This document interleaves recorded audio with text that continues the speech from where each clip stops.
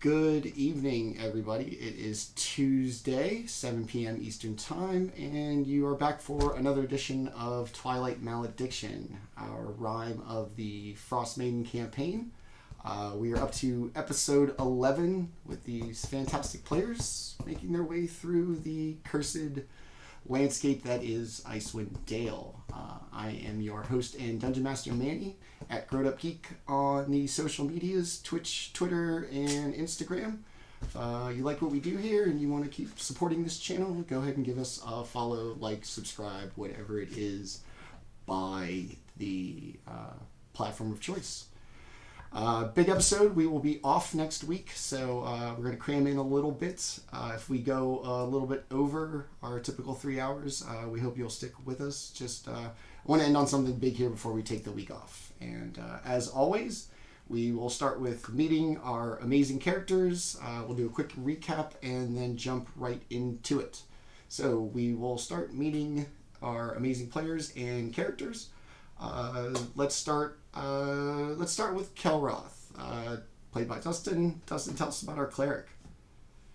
Yes, my name is Dustin. I am playing Kelroth. I am a half-elf life domain cleric. I play a bit of a pacifist, trying to figure out how to find a place in this world and avoid troubles from my past. And I'm doing that by trying to stay alive and keep other people alive as well. And maybe had a little bit of a answer to that kind of question last week. Maybe we'll get another one this week. Let's go upstairs to our probably tiredest member of our cast this evening, new father and person who doesn't sleep very much. Lewis, tell us about Baldr. I'm Lewis. I'm playing Baldr. He is a Court Azmar monk, and last week he got a vision from what seemed to be elders in his society, and it seemed that they were on his side, and this was the first time that he'd really gotten any sort of vision or anything like that since coming to this realm, and he's excited to continue his adventure with this group. Nice. They haven't called in a while. They figured they'd touch base. They felt guilty. Right? Yeah, right. Call your monk. He's stranded all the way in Faerun. All right, fabulous. Hopefully we won't keep you awake too long so you can crash right after this. Let's go downstairs to our shortest party member, our tinkerer and ever optimist. Landon, tell us about Orryn. So, I'm Landon. I play Orryn, a rock gnome artificer. Orryn has been super excited through this adventure. He's found very interesting ones that seem like they're fueled by powerful demons. Ear that lets them hear things from an elf. He got to see a huge white dragon, meeting a lot of cool adventures. Orryn is having the time of his life. And he's not even worried that he's risking his life to do so. He's just living in the moment. So he's happy to see what this adventure brings. Living your best life. Love it. Yes. Alrighty. And kind of the little main driving force of this little arc of our campaign. Let's go to Tenta and tell us about Jaatuuli and just a real tiny little bit about his circumstances leaving the village at the beginning of the campaign. I'm playing Jaatuuli Lohikarme. He is part of the Vori village of ice lizard folks that worship Cryovane. Through the worship of Cryovane, they're granted the boon that they can live in the ice lands and exist comfortably.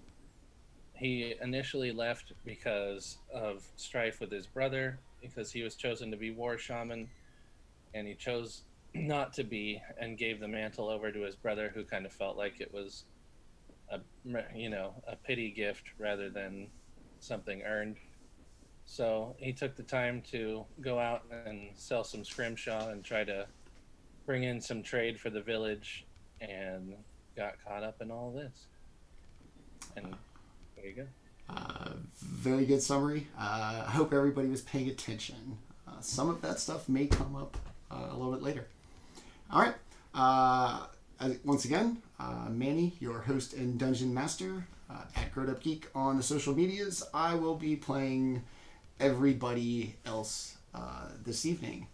So last week, the party woke up in an upside down piece of a Netherese city that had fallen from the sky and apparently crashed somewhere in Icewind Dale after being rather, whatever with Dazan's simulacrum. The group left, saw the Axebeaks were under distress as a series of blue-eyed kind of possessed creatures seemed to be following the parties for a couple of days, had finally kind of made their move on at least the Axebeaks for food. And after quite a significant combat involving some wolves, some bigger wolves, a possessed shaman of the Goliath barbarian tribe that the party had encountered more than a few times, a voice spoke to them saying about that the party had seen where he was, but that whoever the mysterious voice was would always see them. Probably alluding to the blue eyes and everything that the party seems to encounter. After that, they encountered the dwarves of Clan Battlehammer searching for their missing iron, and a party as noble and virtuous as this one completely copped to it, said, yeah, we found it. Maybe bent the truth a little bit about not knowing where it was or where they found it or who it was for. But the dwarves rewarded them for their honesty, befitting themselves the hero of 10 towns, as they were addressed by the dwarves. Party continued to the base of the Vori Mountain, where they found a little kind of cave where people stayed, or members of the village stayed, before they made the ascent up the mountain to the plateau where the village lies.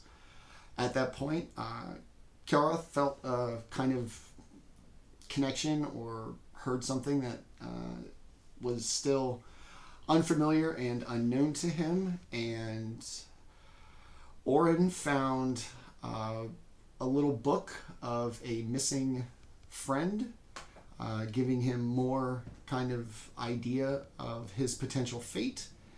And Baldr, compelled by a voice from within, went out and saw a kind of troop of monks doing martial arts forms and chanting the mantra of the Brothers of the Four Fists. After that, he went back to sleep, and we will pick up in the morning in this little kind of cave right before the party sets out to climb Vori Mountain to the village. And it's early in the morning. We will turn it over to the players as they just kind of wake up and go about their early morning parts of the day.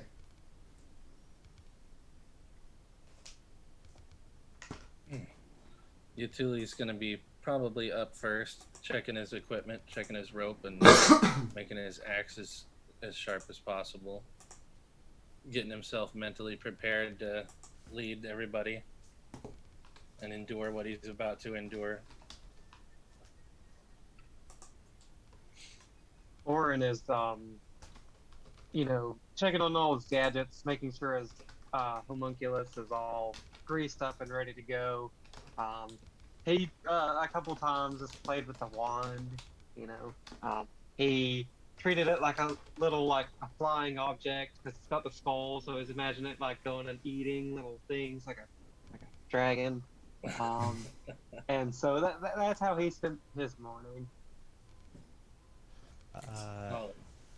While Kelroth is gonna find a moment where he can approach Baldr alone, outside of everyone else. And I'm just gonna approach you, and I'm gonna say, "Hi, good morning. Uh, I wanted to ask you something. I know I didn't. I hope this won't be rude. I know that we maybe haven't like gotten off on the best foot in all this. uh, you're an ASMR, aren't you? Yes, quite.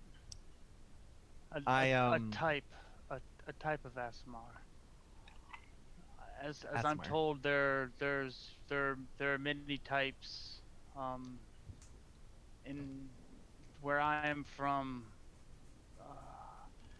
I am not really as say born as Amar as I was touched. I was given their power.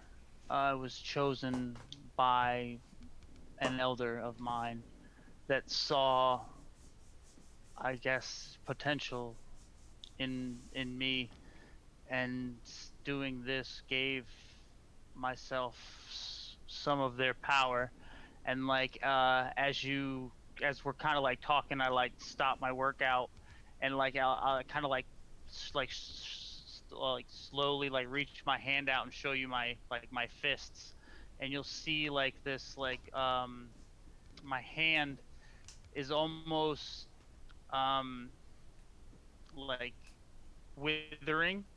It like it's desiccated almost, but not dead.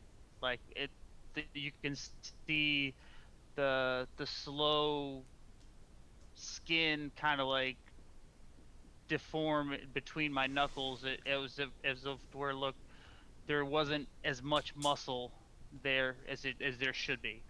But Hmm. and as I say, it's like you'll see with with the power I was given, I was also given some of their power and some of their life, and them being dead, I was given a little bit of their death, as I'm to understand. Interesting. Um, I oh I I'm gonna make a reference to my character's background, and I'm going to look off into the distance a little bit as I'm sort of talking to you, but not really paying attention to you. You will see in my eyes a sort of like I've seen unimaginable horrors, or that I'm at least not a stranger to darkness.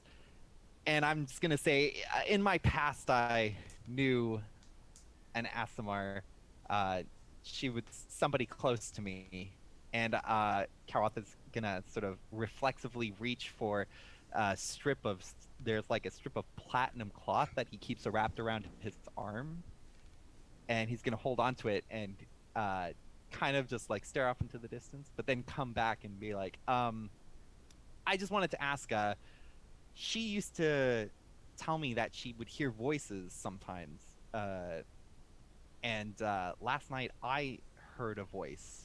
I'm not an ASMR, but I thought maybe you might know or understand something about that. It is possible for a guardian or guide to speak to someone they have chosen if they deem you're worthy of their power or guise. They're they're there when you need them to be there. Not all the time, but when you need their strength, they can give it to you if deemed worthy. Yeah,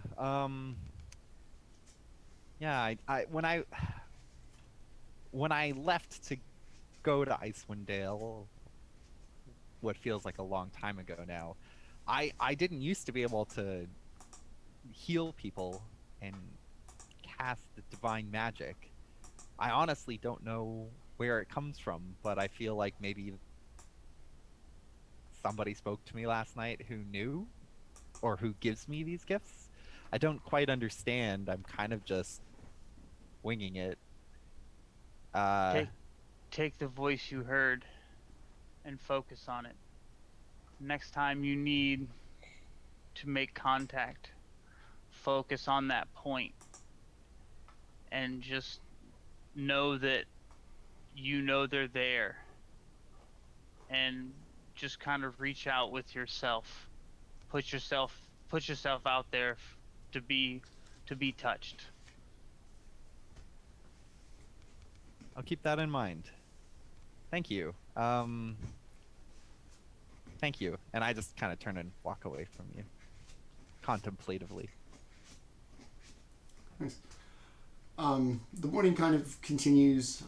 It's a little bit before the hours when the sun comes up, and even from within the cave, the day seems particularly windy.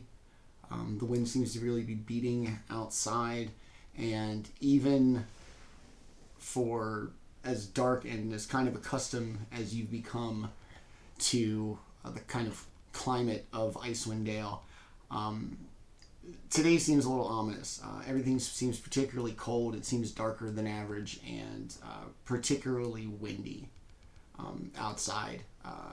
You brought the axe beaks inside with you, yeah? Yeah. Okay.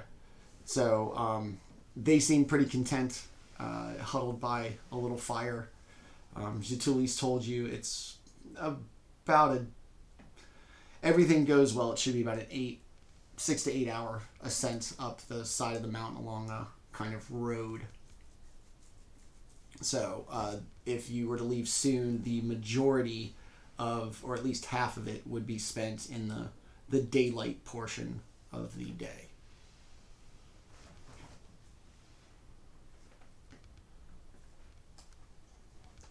You should leave and take advantage of that. The daylight won't be forever.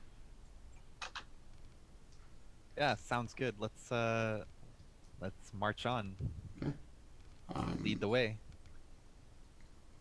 You sure you're ready for such a climb? I mean, Your armor looks awfully heavy. I'm pretty strong. I can carry it. I'm all, I flex a little bit. I'm like, well, it's okay. Yeah. I like put on my look at my armor. I'm good. You truly like smirks a little bit.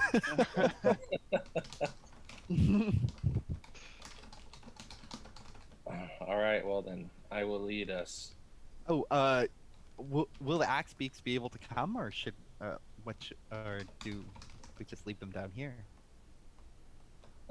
They can come. Okay. They can come. We have room for them in the village. Okay. Okay. There's stables. All right. So you guys kind of begin. You kind of drift northward, not really so much a kind of straight, like beginning to climb, but more kind of into the valley along the kind of back side of the mountain that you camped against the night before. And as you get out there and into the valley, the wind becomes just absolutely brutal, just cutting through the rock, off of the cold rock. It feels brutally cold. Every piece of skin exposed to the air stings and appears red. The axe beaks, they soldier on. They're native to this climate, but they still even kind of turn their head as best they can to not take the wind in their eyes or anything. And as the kind of trail really begins to turn from just a kind of wide road to what really appears to be a mountain trail, the climb gets a little steeper, and the wind just becomes more and more brutal, and you're not sure if there's something special about why it's particularly cold here, or if being this far north, but for some reason today feels colder than normal. As you kind of make your way up, it turns to pretty severe kind of climb. Nothing you or the axe beaks can't manage without your climbing gear and the such. There appear to be large kind of holes punched into the snow that you would recognize as other lizard folk feet. That Orryn in particular, Baldr and Kelroth, should the kind of travel get a little dicey, you always have those kind of footholds into the ground. And as the kind of morning goes on, clouds get gray, and even during the daylight portion, it's hard to see. The wind is just brutally awful. And somewhere a couple of hours after the daylight has begun, a real blizzard kind of sets in. There's wind blowing, snow. It's hard to kind of keep your bearing. Let me get a marching order for everybody, please. Jaatuli's probably first. Yep, Jaatuuli first. I'd be And I'll after him. probably behind. Orryn can be in the back just in case anything attacks us from the back. I have fairly high AC to build with that if we're ambushed. Okay. As the trail kind of narrows, or at least becomes a little harder to manage, traveling too wide with two birds behind you, it starts to look like this path that, from everything you've been told, is the only way to this isolated village at the top of a mountain with a reclusive tribe of lizard folk. Seems to be traveled pretty well. The mountain road looks like some of the roads you encountered between Bryn Shander and other parts of Tenta, that had really been traveled, that were well-established trade and just, travel routes. Blizzard sets in.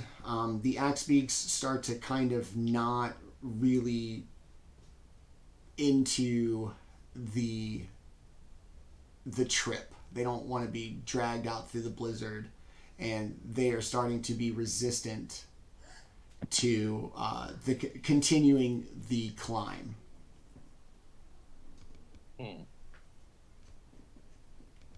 I'll go ahead and pull on the biggest one. Come, fiend. We must go. The wind picks up, the snow gets worse, and the axe beaks, after a couple more minutes, almost seem to flat out refuse to continue. They continue to try to hug up against the actual mountain side of it, ducking into little alcoves in the rock to get out of the elements. They're starting to really seem like they don't want any more part of this. I'll look over at the party. What do we do about the birds? Leaving them there is not good, but they refuse to go. How far from our village, from your village, do you think we are? Not far now. 4 hours.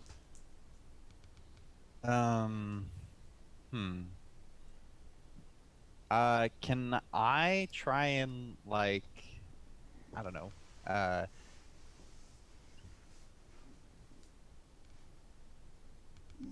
No. just maybe get off and just kind of at least go up to the one I was taking, have been riding, and just be like, come on, we're so close, if we just head a little bit further. Yeah, I give me an animal handling check. 10. The bird's not outright hostile, but it definitely seems like it does not want to be part of these elements. And as they kind of naturally shy towards the mountain face as opposed to just being exposed to the air, they're ducking into every little kind of cubby hole and little like kind of cut in the rock that they possibly can. And as they become more kind of reluctant, they just basically dart from little alcove to little alcove without spending any time exposed to the wind and snow. I think they might be safe here for now, and if need be, we can come get them. But I feel it's too far to just release them back to find their way. Maybe is it like, if we're only a couple hours away, maybe we can just like hitch them up and they'll be okay, and we can come back and get them when the weather's calmed down. That's what I'm saying. Like, we kind of like leave them in the little alcoves that are on the path. Mm-hmm. But the problem with that is that it seems that the path is now more traveled, so just leaving them would be putting them at risk too. But there's a risk we must do, though. I mean, I imagine they're smart enough to run too. If they might follow us. They might, or they might run back we become friends to Kessel. That's I mean, true I too. imagine they might know the way back to town. Yeah. Well, I'm gonna jump off mine and just give them a pat and say, if you can join us, we'll be up ahead. I'll jump off of mine and fluff the snow out of its feathers. Be well. Orryn will attempt to get off his, but he'll stumble and just face plant into the snow. Slide down smooth.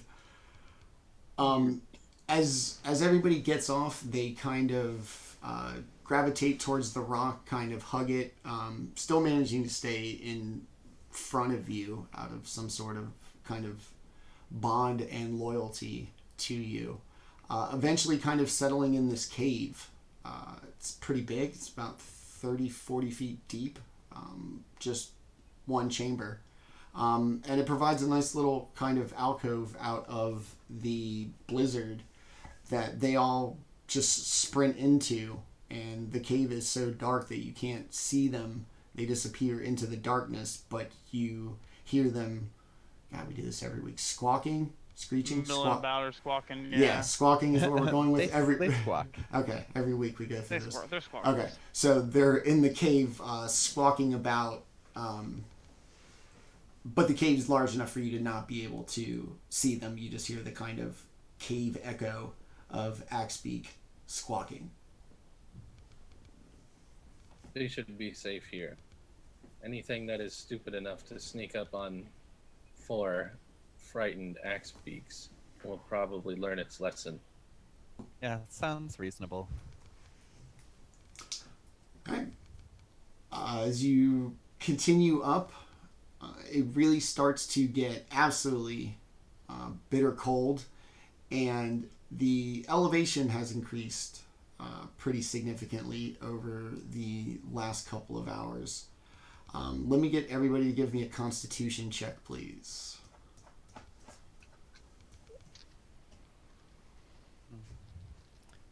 15.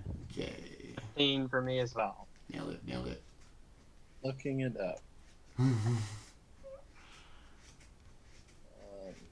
That's Funny, a I 16 had for me. everything. I had everything paper and pencil, and I had my dice and everything. But D&D Beyond is. I'm useful. almost there too. I have all these Yeah. books, and I haven't looked up a thing in a book like in forever. I Search I'm fields. run over. I'm lazy. I still have it all, but Oh. I'm just Okay, I keep spelling money on D&D books. Beyond. Yeah. Sponsor us. There you go. Yeah. Thanks, Landon. Thanks, buddy. Yeah, good work, man. Because I haven't looked at a book since we started. Oh yeah. D&D Beyond's awesome. Yeah. Hey, Tenta, you still on here with Jaatuuli's roll? Oh, or? no, I Oh, said okay. 15. Okay. All right. Whew. I snuck Another it in there 15? amongst other conversational. Okay. I thought you were like intentionally stalling. Be like, hey man, what's going on? Like, nothing.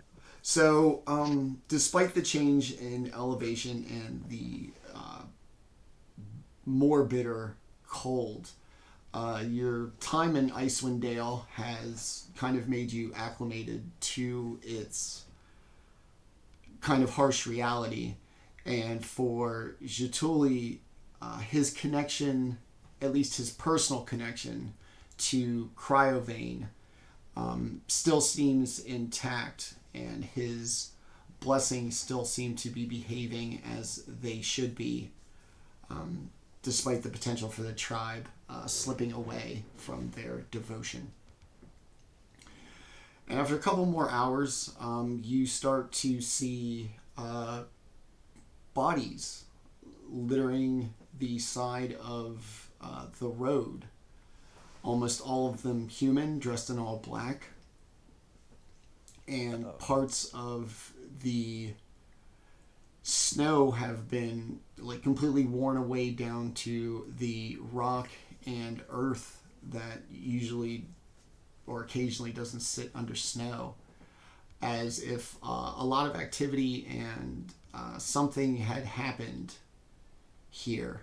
There appear to be 6 bodies dressed in all black, all of them pretty injured, slash wounds, some bite wounds, surprise, surprise, cut to pieces, just kind of scattered about on the side of the road. I'm gonna just, I don't know, go kneel down near the closest one. Can I find any identifying characteristics, like, you know, an emblem or a little symbol or like a badge or anything like that? They have red bands wrapped around their right arms, and for Kelroth, definitely a familiar kind of insignia on one of them's like neckerchief. Okay. They and there's 6 of them? 6 of them. They're dead, right? They're way dead. Okay. I guess. Is there anything of value on them? Like, What did you say they're learn wearing about black armor. Is it like sneaky armor? Or is it like... They're dressed in black. I wouldn't say it was armor.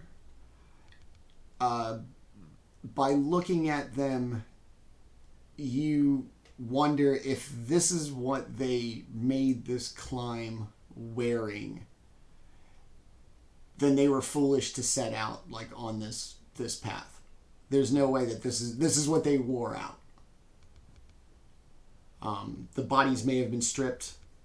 Oh, okay. Yeah. Some of them are barely wearing, more than like a jerkin, not like nothing. Okay. They're frozen. They've probably been So dead for they- a little while. Okay. Does this? Yeah, like like a little while, like days. Yes. Okay. There's enough kind of snowfall on top of them. Not body decomposition or anything, but the amount of like kind of standing snow on them tells you that it's probably been probably about a week or so, maybe. Okay. Alrighty. What do you know of this Kelroth? I have no idea why these people would be out this far. Who are these people? I'm gonna make an assumption that they're also Flaming Fist mercenary, but I'm not actually sure because I don't know what they would be doing up here. Dying. Well, clearly they're doing a good job too. It looks like they met some lizard folk. I point out some bite marks. I'm like, yes. Anyways, we should. I don't see any lizard men corpses, I assume. I would think that they would be pretty obvious. Yeah, so We are large. I think at the very least we know this happened here, but I don't think we can gather anything more. We should just keep going.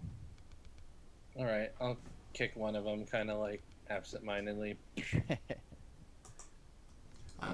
Keep treading on.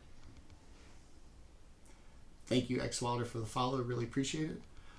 As you kind of pass the bodies where it looks like something significant happened here on this part of the mountain trail, very distinctly in the snow is one set of tracks that is absolutely not of Jaatuuli's kind. It's big. It's probably about 2 to 3 feet in actual size around. It's pretty large, and it seems to be that there's only one set of them, kind of just all over this trail as it continues up the mountain. What could this possibly be? Do those look like giant footprints? Like, we've seen a giant, haven't we? We saw a small giant. Are these bigger than that? No, and they don't appear to be humanoid in like appearance. Okay. Locks it on. Are they circular? Is it what? Are they circular? Somewhat, yes.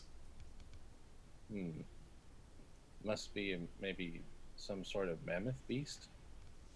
Yeah, I was gonna ask. All right.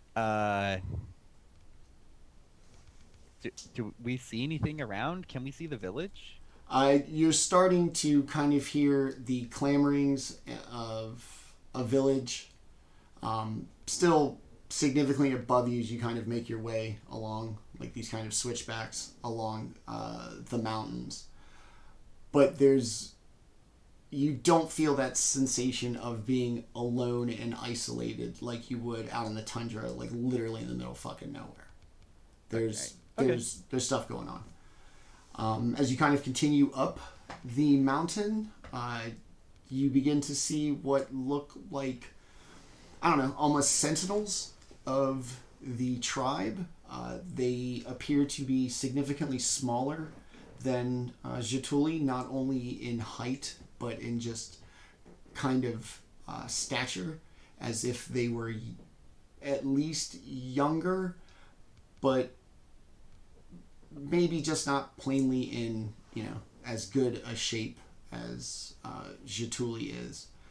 As the party kind of gets a little closer, they stand initially in a kind of defensive position, as they seem to be the kind of first line of defense for the village, and then are kind of put in an odd situation that they don't know what to do as somebody who looks like them approaches.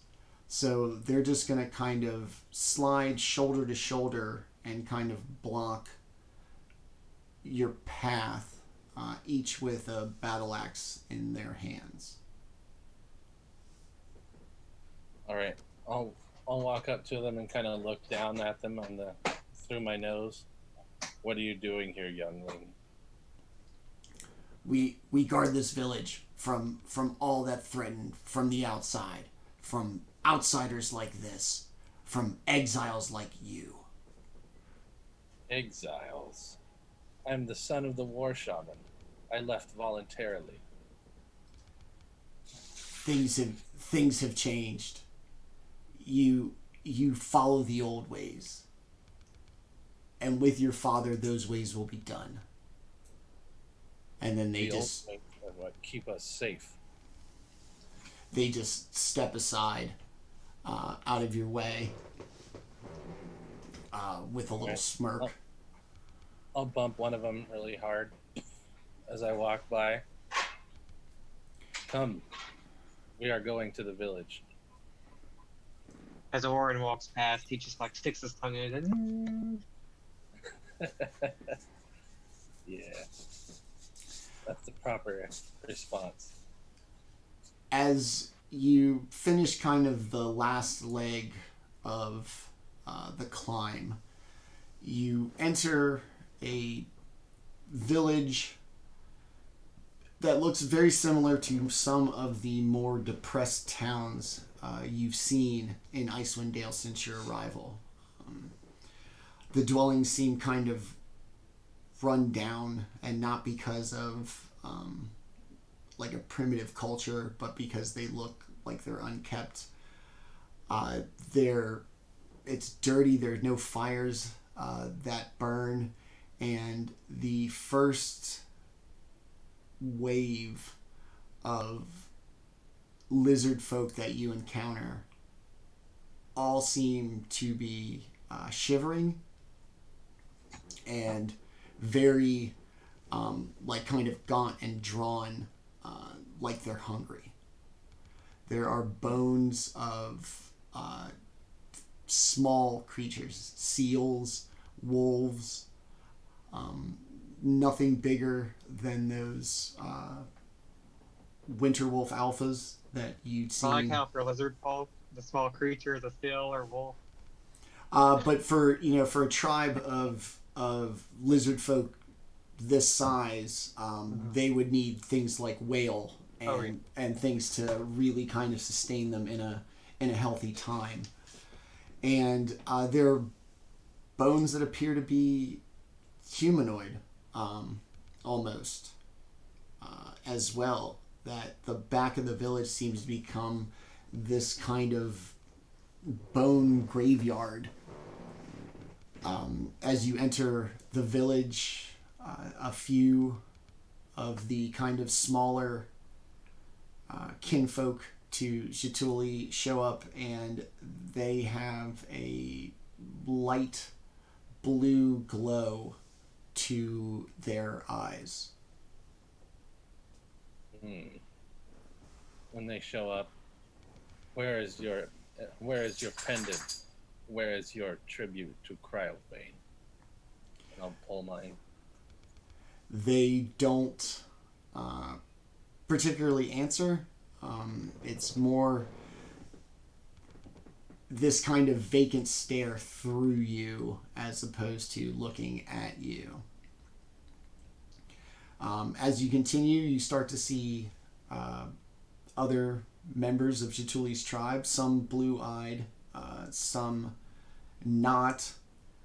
The ones without the blue eyes appear to be shivering and also don't look very well fed, and the ones with the blue eyes seem to be going about their business as if nothing's wrong, that they are totally fine and just going about their day.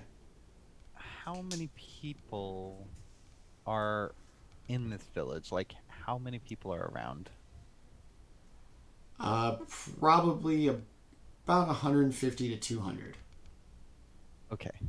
I'm kind of just gonna walk up close to Jaatuuli. I'm gonna just kind of whisper to him.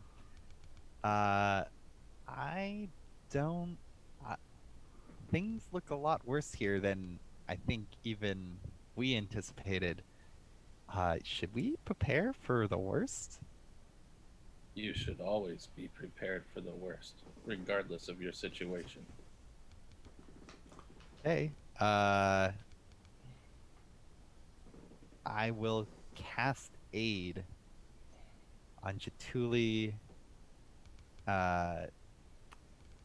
Baldr, and Orryn, giving them 5 temporary hit points. Okay. Thank you. A little worried, huh? Okay. Well, for the next 8 hours, so Look, at any point. lots of time. Lots of time. Precautionary. Just might as well pop it up if it does feel like. Anyways. It helps. No, it's warranted. I love it. I love it.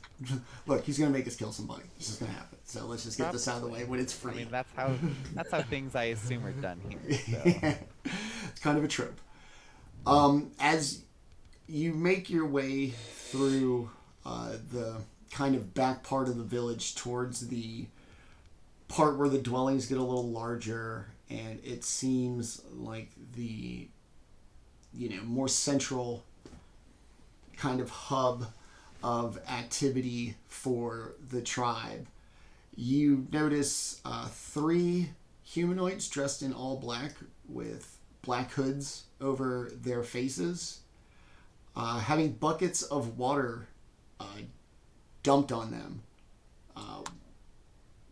while they're barely clothed, and a group of the blue-eyed lizard folk laughing and enjoying it the entire time, while the humanoids kind of gargle in the water as it hits the hoods and seem to be just forever shivering and cold. That does not look fun. No. Are they human? They appear to be human-sized. Okay. Not gnomish or dwarvish, not Goliath, but any kind of probably elven build-wise. But they're all hooded and just sopping wet. And the ones that are human and a kind of average, normal flesh tone, as you would expect humans to be, are bright pink and almost like a kind of deep purple at the same time, to suggest that maybe they've been at this for quite a little bit. Okay, so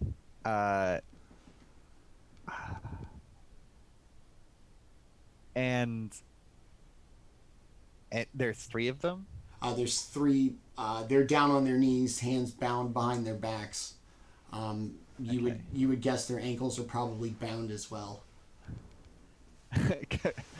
For a minute, I thought these were some oral worshippers who were just enjoying it. Now I'm not so sure. No, it doesn't look like that, does it? No, I'm not sure. These crazy people are crazy. Anyways, Shittiest water ride ever. I know. I'm like, they're like, waterboard me.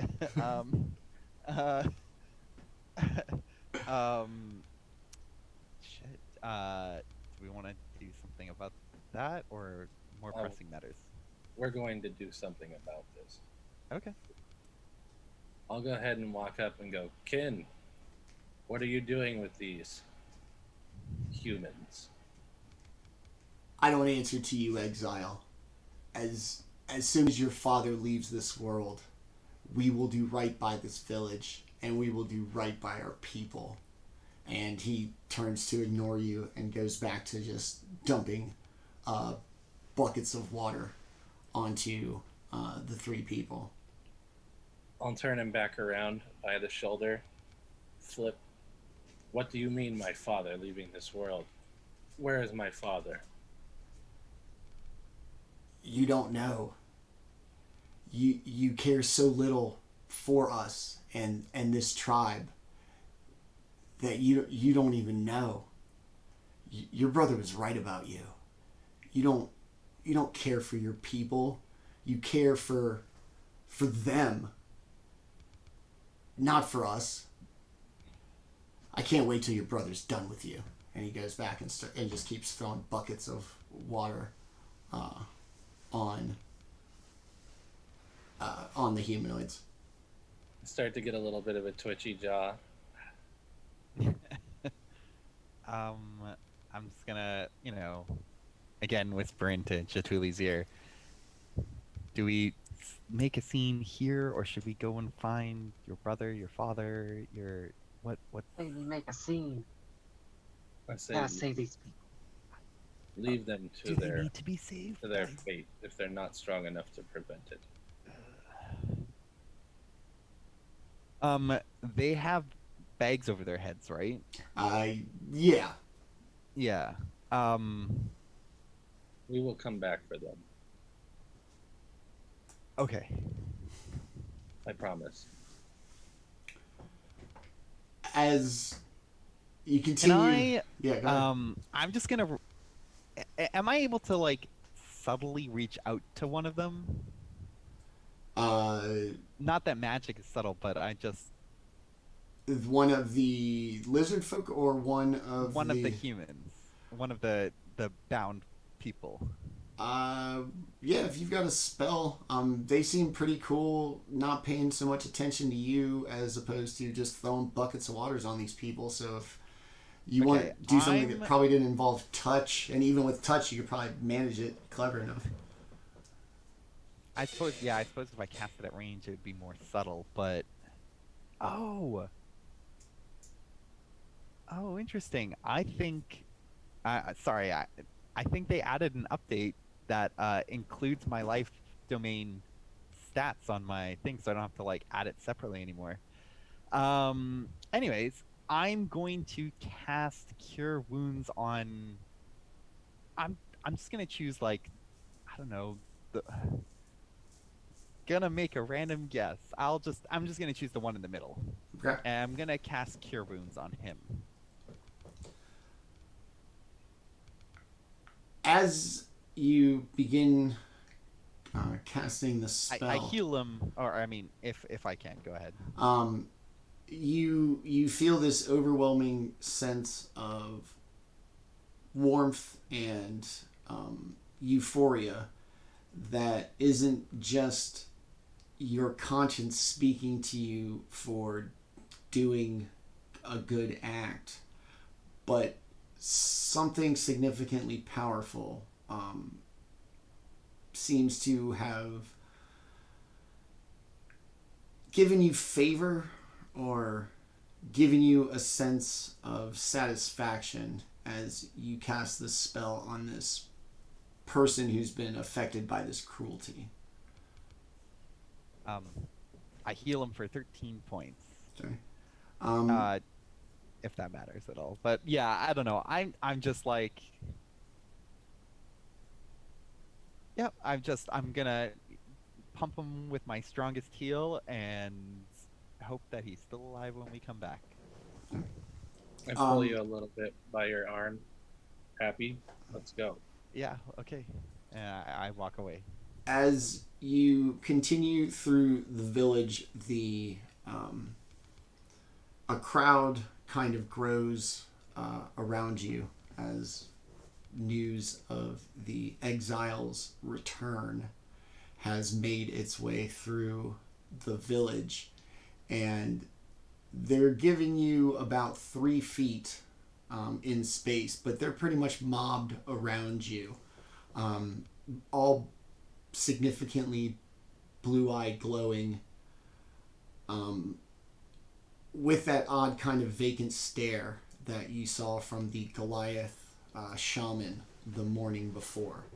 They're in front of you and they seem alive and cognizant, but something about the way they look with those blue eyes seems to be through you and not at you. This is disturbing. Yeah. My village is fallen far.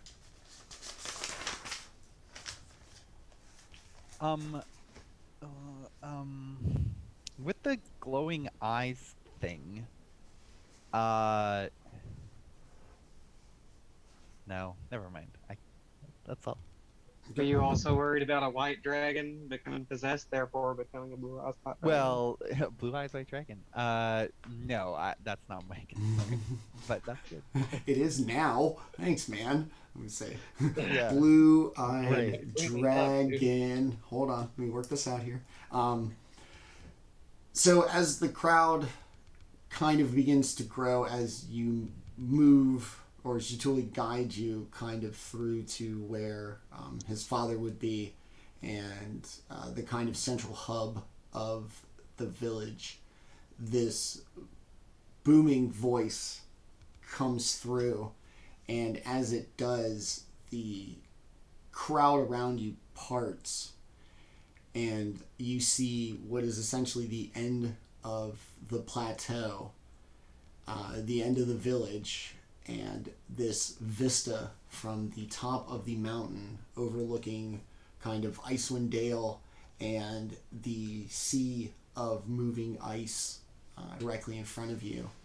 The aurora that kind of comes and goes at night seems to run almost exactly from a spot in the middle of the sea of moving ice, basically directly out in front of you. Over your heads, across Icewind Dale, and down to the spine of the World Mountains that you crossed over in order to get to Icewind Dale. So it just seems like this big aurora hitting these kind of 3 points around Icewind Dale. And in front of that is a large, particularly large, white lizard folk. You can almost see a resemblance to Jaatuuli. Pretty significant blue glowing eyes, sitting on a throne of ice at what would appear to be the kind of high council or person of prominence, their seat. And then next to them is a giant woolly mammoth Loxodon with the brightest blue eyes you have ever seen, and standing there forever whispering things into Jaatuli's brother's ear. And at the foot of the ice throne, there appears to be 8 large eggs. Behind them? Like at the foot of the throne chair-ish. How big? They don't look like lizard folk. Like I Orryn would- sized? They probably are Orryn sized. They are not lizard folk eggs. Are lizard folk born in eggs? I don't know, but I just wanted to get that clear that they are not those. If those are a thing, Okay. this is not those. Okay. We don't give live birth. No. Okay. Shit. There are some who do though. Hold on. Somebody. Did we lose somebody? Yeah, we lost Lawrence real quick. Uh-oh. Alright. No. Let's give him a second. Yeah. Hold on, we'll just drop. He was devastated by my village, dude. He This He's like, I'm out of here. is so depressing. It's getting Fucking sad. Yeah. fun. The Loxodon, how big is that? It's like I 100 pounds. think they're like 8 feet tall. This is what they. Yeah. This is what they get. Is what they get They're to. big. Yeah. Okay. So, About a foot taller than me. yeah. So It's it's just like it's thick. Definition of thick. yeah, it's big. Like I said, it's a big woolly mammoth. Thanks for picking that one up real quick. I appreciate that. That was fun. It's a Loxodon. Damn it, man. We're 2 on top of it.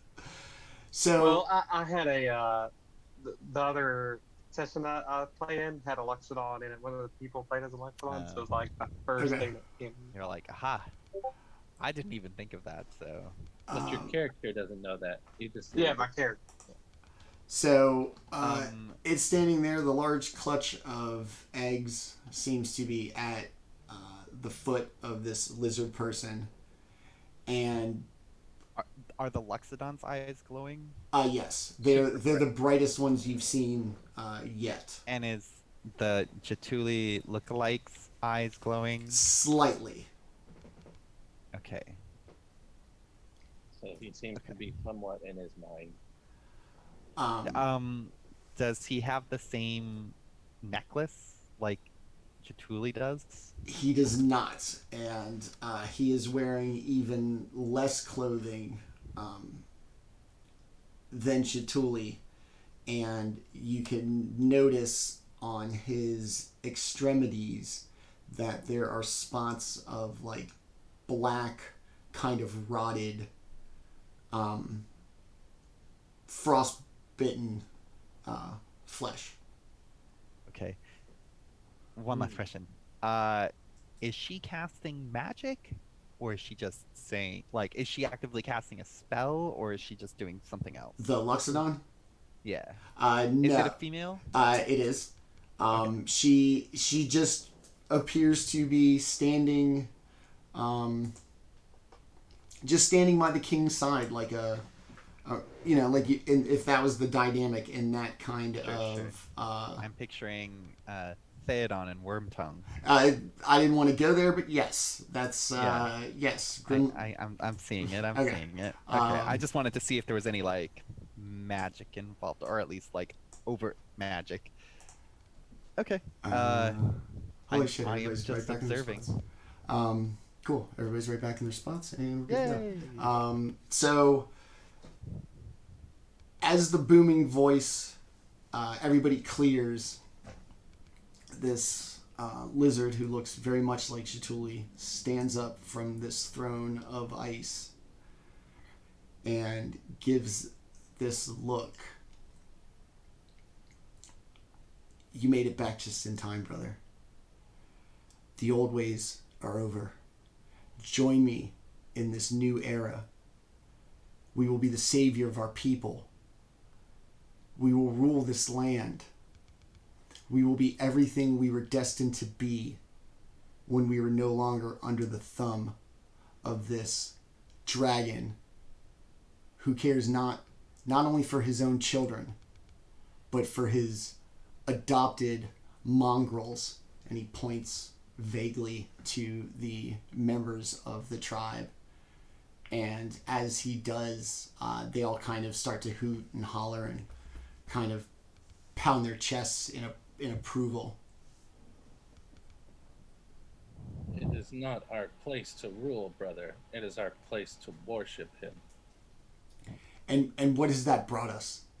Do you see what is at my feet? These are his actual children. He cannot even care for them. Even worse, he doesn't even know they're gone. This God that we worship cares not for us. He cares for nothing. Orryn, she cares. She sees this world for what it is. Embrace the cruelty to survive the cruelty. This beast is not worthy of our reverence. Orryn controls everything. We have not seen the sun in 2 years, brother. What has Cryovane done for us? Blotted out the sun? Left us alone to die on this mountain? Oh no, brother. As soon as Father is gone, so too will the old ways be. Join me now, or you and your flesh folk can perish here as so many others have. The choice is yours. You have usurped Father as war shaman and stolen the eggs of Cryovane. You truly have proven yourself to be as weak as I always knew you were. I have usurped nothing. You abandon our people, off selling things to these commoners, these people beneath us, joining in common cause with them for what? To come back with a bunch of flesh folks at your back to steal my throne? The days of the war shaman are over, brother. The days of the war chief have begun. Father lies in there taking his last breaths. As soon as he takes his last, the days of Cryovane will be over, and the reign of Orryn will fully take over this village and lead us into the future. Where is is the door to the war priest's manse behind him? It's going to be to his left. Okay, I'll start nudging Kelroth in that direction. Go. I'm going to I'm going to, while this interaction is going on and after the little nudge, I'm going to attempt to stealth my way over there. I'm going to use the distraction of the conflict going on right now. As you slowly kind of make your way, the door kind of comes barging open, and a kind of vacant staring blue-eyed lizard folk comes out. War chief, he's asking for you. And after making contact with the brother, he looks over and sees Jaatuuli, and you too. He wants to see both of you. Then move, cretin, and I'll walk straight through him. If he doesn't move, he's getting knocked over. He puts up a good front. Doesn't want to, look weak in front of the boss man, but takes a strong shoulder. And as you kind of go inside, right in the entryway, there is an altar of the old ways. Some teeth to cryovein, some crystals that look like ice, some offerings of some of the nicer scrimshaw or artistic things made about the village. Incense burns, and there is a fire burning in the space to keep the war shaman comfortable in his failing moments. Am I able to sneak in as well? They're gonna stop you at the door, but you can see inside. I'll be like, Jaatuuli.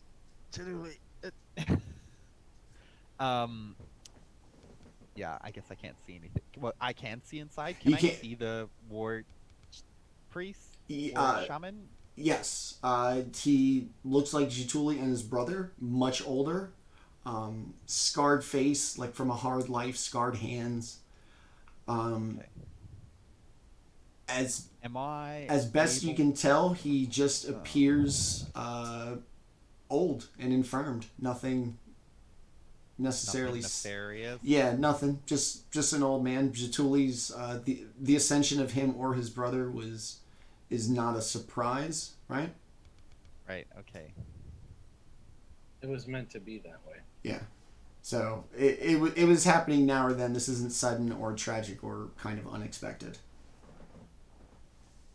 He just appears to be kind of laying there. You can smell probably medicinal herbs or things that their culture might use in maybe healing or pain management. Yeah, Okay. that's the thing. I'm standing close by, but I am not inside. As the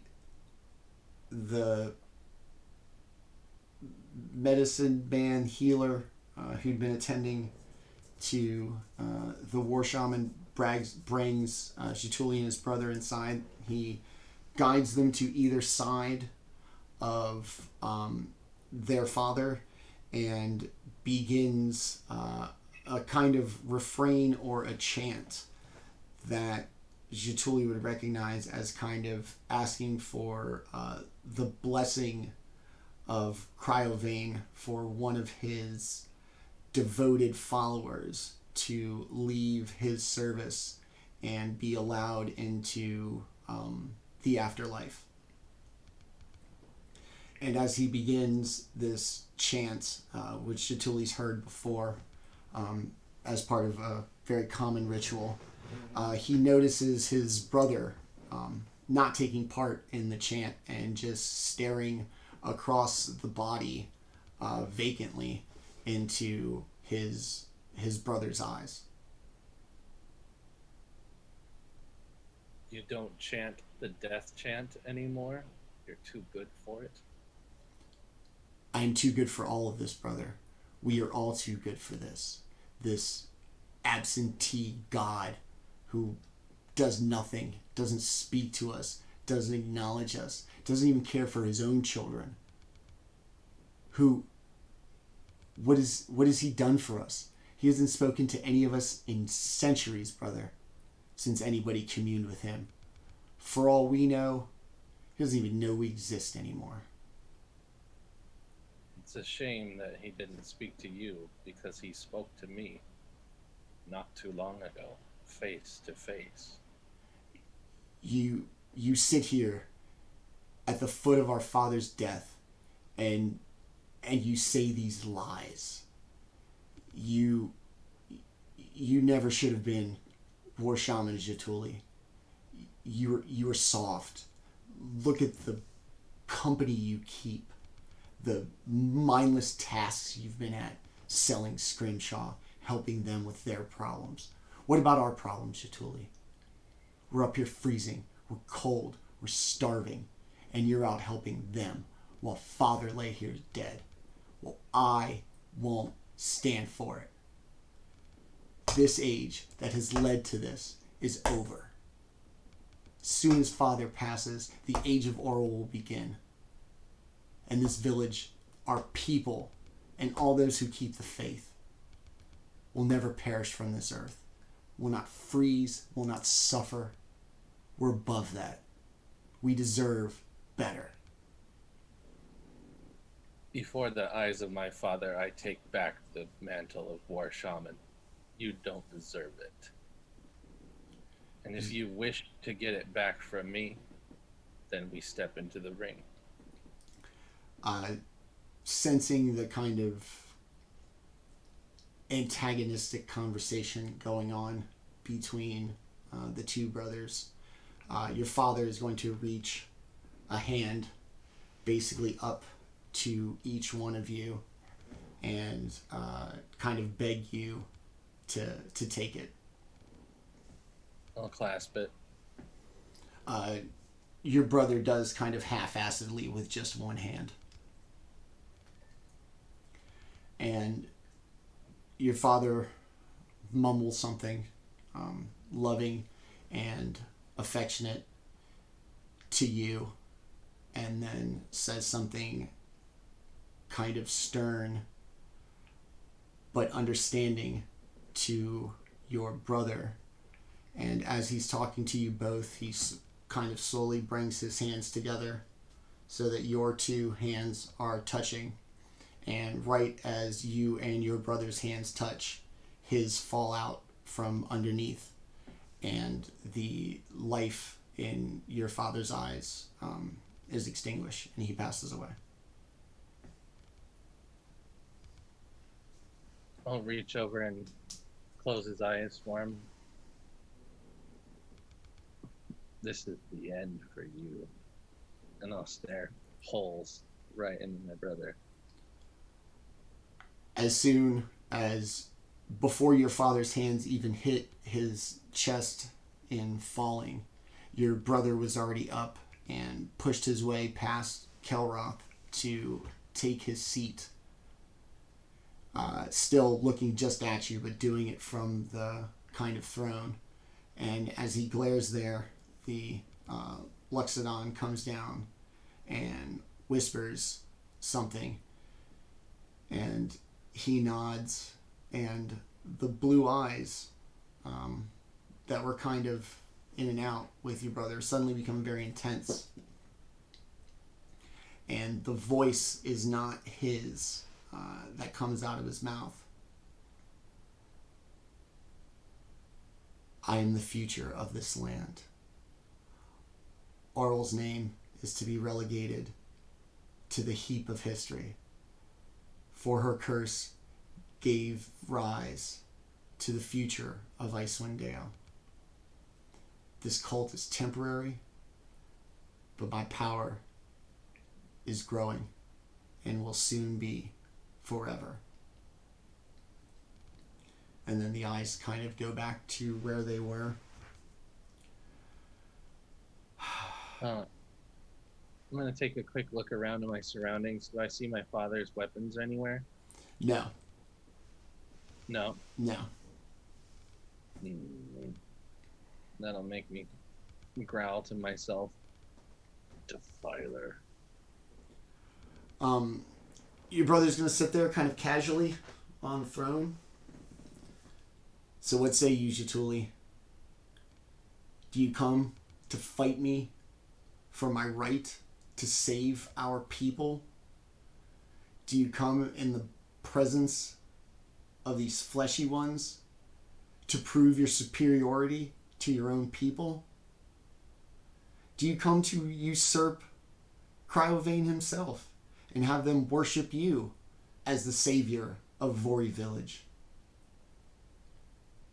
I am not above Cryovane, and neither are you nor anyone else. You knew that at one point. I've learned a lot since then. And if you love him so much, then maybe you should take care of his brood. These feral beasts that want nothing more. They don't want your reverence. They don't want your respect. They want to eat you. Plain and simple. And he's going to reach behind his throne. He's going to tug on 3 large chains. And from behind the kind of embankment where he sat, 3 white dragon wormlings are going to plop their way up. For you see, brother, these are not the only children of Cryovane. We have raised them so that we can slaughter them and end his line forever. The choice will be yours. Revere him and let his children eat you, or turn your back on him and kill the line of Cryovane, your savior, your beloved. And everybody roll for initiative. Damn.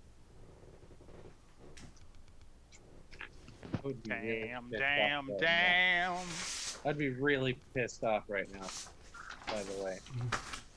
Kayfabe. Oh, shit. I made a deliberate decision. 7 for me. Ooh. Orryn was caught with his shoelaces unbuttoned. I got a 2. So you got a 0? No, I rolled a 4. I rolled a -4 on a stealth check last night in my game. So, like, trust me, if you're positive, crushed my stealth check. All right. I was trying to get you to roll my first stealth check so I can roll with disadvantage, and I have a -2. Yeah, I had a -6 modifier because I was spreading around in a boneyard in the dark. No chance. Baldr, what'd you get, buddy? Nat 20. Oh, snap. So first. Yeah, I was like, I'm just going to put first. And then 23. Jaatuuli. Okay, Jaatuuli? 12. 12. Okay, so right where I expected you to be. All right. So these white bestial dragon wormlings, as you know, white dragons being the typical, the kind of most beastly and we'll say animalistic of the chromatic dragons, and the young ones particularly, never the smartest of the chromatic dragons, the most feral, and in their younger form, some of the most aggressive. And they kind of plot their way up from behind this thing. They look pretty well taken care of, as if what his brother said, that they were raising them specifically just for the enjoyment of killing them. And now he seems to have kind of brought them loose upon you. The kind of common area at the foot of the throne has cleared out. It's basically essentially a 40-foot circle now. At the kind of 12 o'clock end will be the 3 dragon wormlings at the foot of the throne. And running across at 6 o'clock will be our party. And real quick, we are going to take a 5-minute break real quick, come back and bang out this combat. So it is exactly 8:29, so we'll try to be back at 8:34 and bang out this hopefully exciting combat. So we will see you in a moment.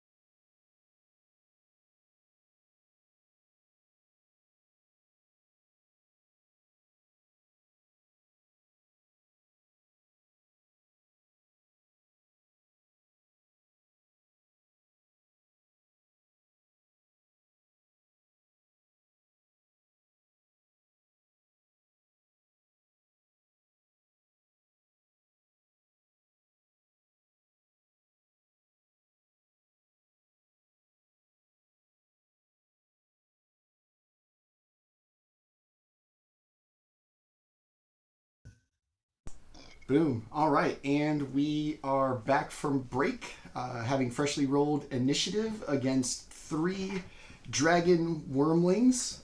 Once again, they will be kind of... and guess what? I have a picture of them. Ta-da. Boom. Ta-da. All right. So, they're going to basically be with 5 feet of gap in between each one of them, kind of at the 12 o'clock position, 40 feet away from the party, and at the kind of 6 o'clock of the circle. And Baldr is going to be first to act. They're like little puppies. Yeah, that's a puppy for sure. Yeah, that he's like They don't he's have like wormlings as their own trotting like a image. puppy, you know. Like... There's no scale, so just imagine that's small. yeah. So, having heard Jaatuli's brother kind of make his like rousing commencement speech, I kind of want to, like chime in and just go, for all those who put pain on other people's back instead of taking it on themselves is not the sign of a true leader.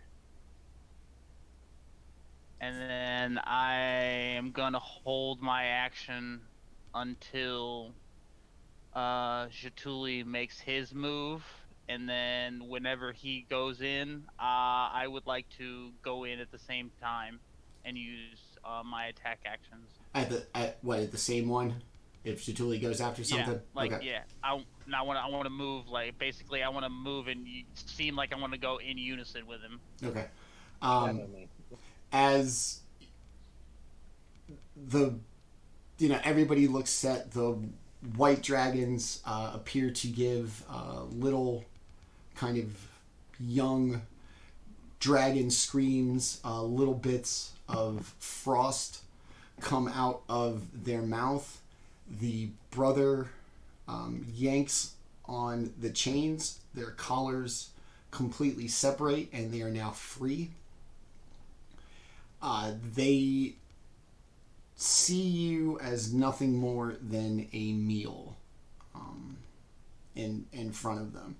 You can see their hunting kind of instincts and stances kind of take over. And Just a quick question. Yeah. Are their eyes blue? No. Okay. As they do, Jaatuli's brother sits there on the throne, very entertained. What's the matter, brother? Is your life not even worth defending in the name of these things that will grow to care nothing for you, much less do anything for you?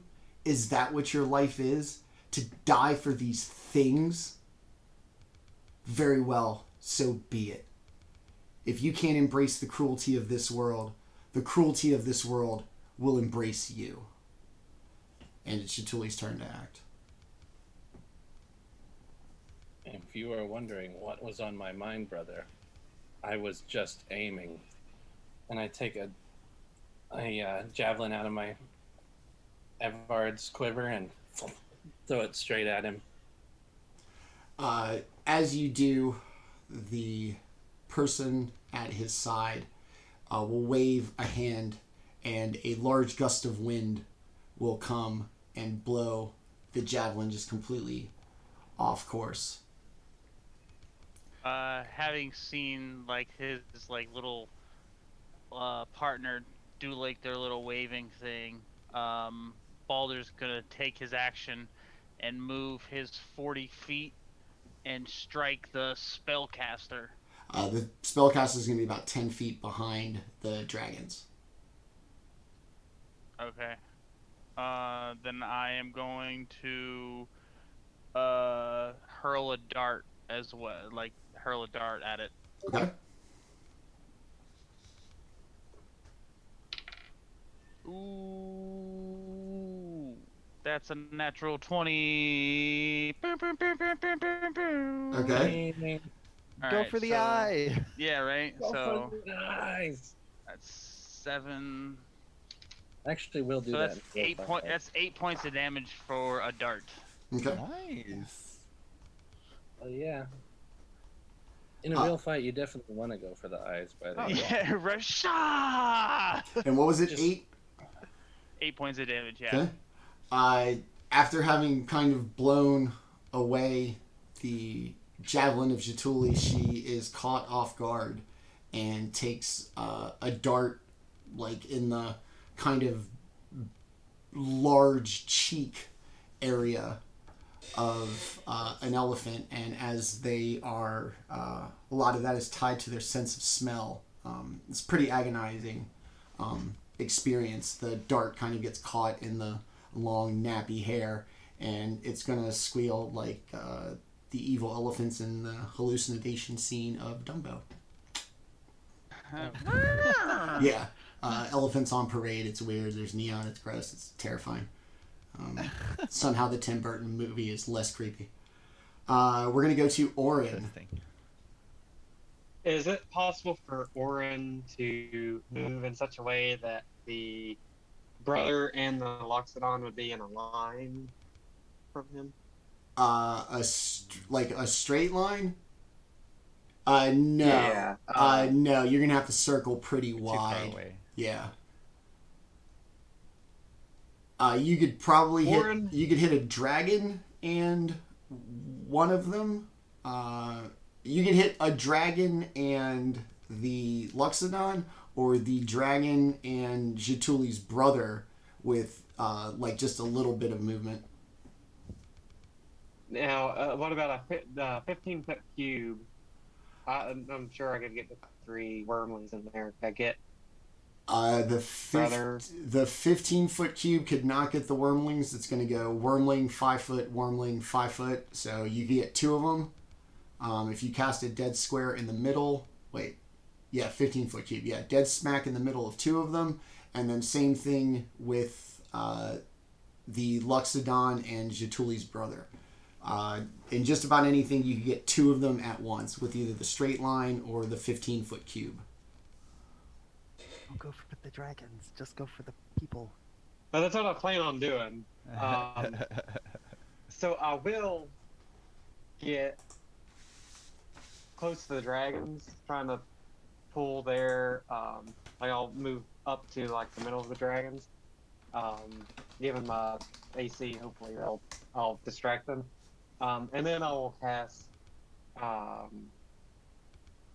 magic missile, because I don't want to. Okay. But I'm gonna hold out both my hands, and so they're both gonna glow. My chest piece is gonna glow, and just little beams are gonna fire all at the Loxodon specifically. Okay. I think the Loxodon will be more powerful. So 3 beams. The first one will deal 2 damage. I rolled a 1 on the damage die. The second one will be 5, and the third one will be another 2. So Wow. 9 total. yeah, 9 total. Okay. So you're gonna hit it pretty hard with the force damage. Somebody cast magic missile, so he knows. And you're gonna hit it square in the chest. It's gonna kind of be knocked like back a step, have the wind knocked out of it. Its eyes are going to get a real deep crystal blue, even more so than you've already seen. And it is going to, with that deep voice that is probably not its own, do what you want to these vessels. I care not. My plans continue, and soon they will be complete. Soon, I will triumph over Orryn, and this land will be mine. And All right, then bugger off. Yeah, or just like gives the finger. Well, get to it, man. Yeah. Don't talk about it, be about it. And as the voice fades. She's going to raise her arms. The eyes in the dragons are going to go a vivid blue. For all that walk this land shall be mine. We shall be one, the deep voice says once again. And look at that. It is the dragon's turn. The first one, the one as far as you see on the far left, is going to walk its 30 feet, and it is going to make give me an order from left to right. I would have been closest to the tent entrance, so wherever that was. Okay, that would be the right. It was to the left, okay. Right? From right? Your right, the brother's left. So I'm the farthest to the right. Okay. And I had walked to the middle of the room, in the middle, like wherever the second one was. Okay. I walked roughly there. Okay, and then if it's marching order, then Baldr would be next to the left, and then Jaatuuli would be on the far left. Yeah. I'd be closest to the woolly mammoth, so I'd be I'd be by the other. I'd be by the dragons, the other two dragons. Okay. It's the far left one. I'd be by the other two, and the kind of like between the dragons and the mammoth.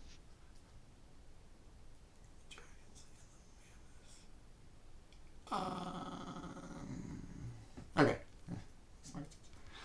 So the dragon, the first one is going to walk up and blast Orryn with his cold breath. DC 12 con save, please.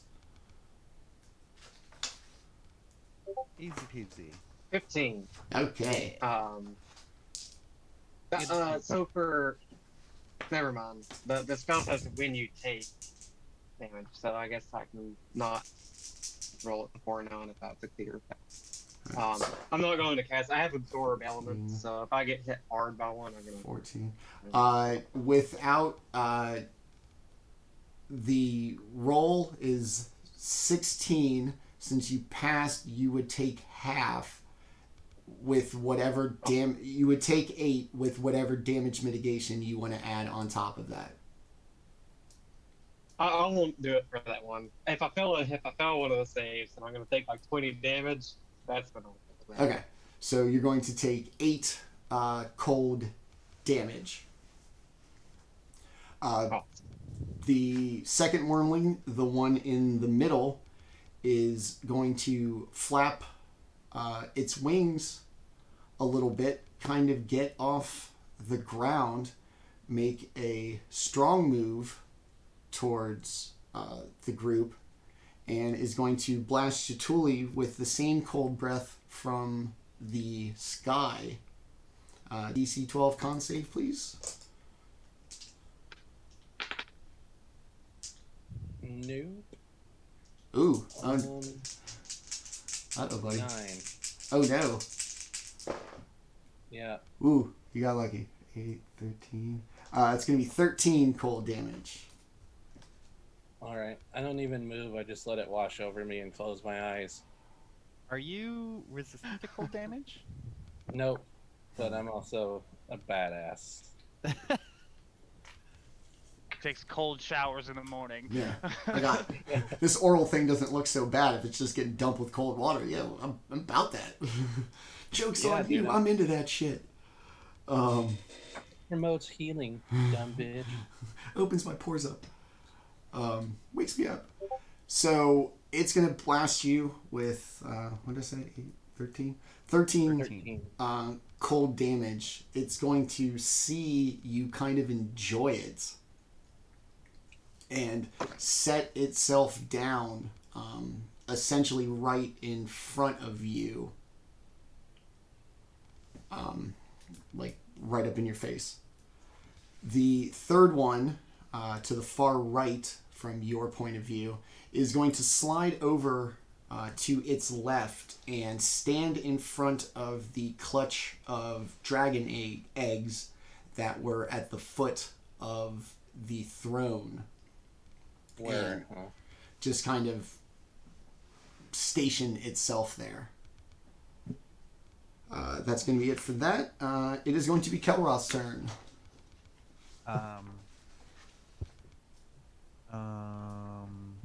I'm going to cast Bless on Orryn, Jaatuuli, and Baldr.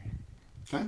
So you can add D4 to any of your attack or saving throws for the next 1 minute. So the next 10 rounds of combat. I don't think we're going to get there, but we'll see. Who knows? No, probably not. Probably not. That's I why don't think Bless is good. Yeah, I don't think you guys got to 10 when you fought all that shit last week, so. No. There goes another spell slot. I'm running low. All right. Resource management. But also, I'm going to.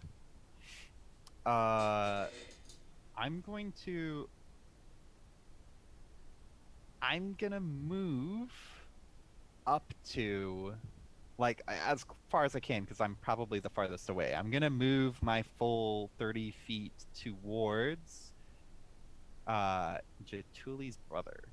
Okay. So, I mean, without, like, provoking any attacks of opportunity or anything, I'm just gonna, like, yeah, there's nothing. position myself as close as I can to him, just with my shield out and holding my pendant. Okay. All right. At the top of the order, the brother is going to step down confidently from his elevated seat, and from a cloth next to the chair, he's going to pull out something very familiar to Jaatuuli. He's going to hold it up. Do you recognize this, brother? This is mine. You left it. You left your right to this. You left your right to all of this. Watch as I destroy your flesh-colored friends, the future of your God, and the old ways, so that this tribe may flourish. He's going to walk down, and he's going to throw a dagger at Jaatuuli. For a 24 to hit. Jeez, yeah.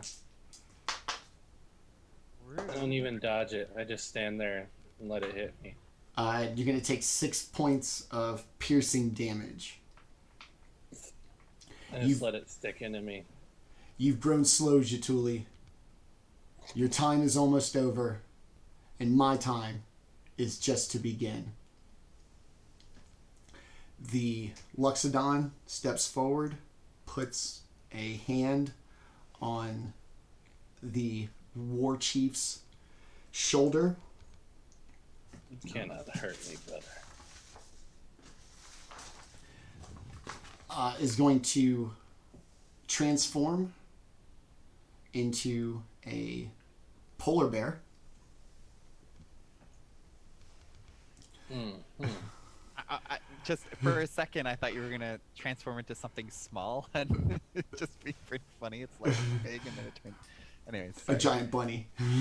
Yeah, it just turns into it turns into a kitty cat. Like, Run away! It's going to turn into this heaping polar bear. It's going to roar, charge at Jaatuuli. Take a swing of 17. Missed.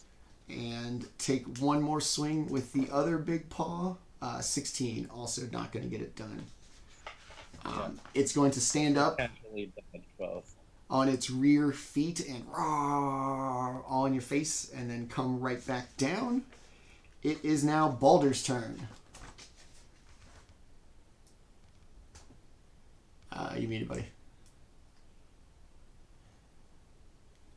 he isn't. I think he's having some technical difficulties. Aren't we all?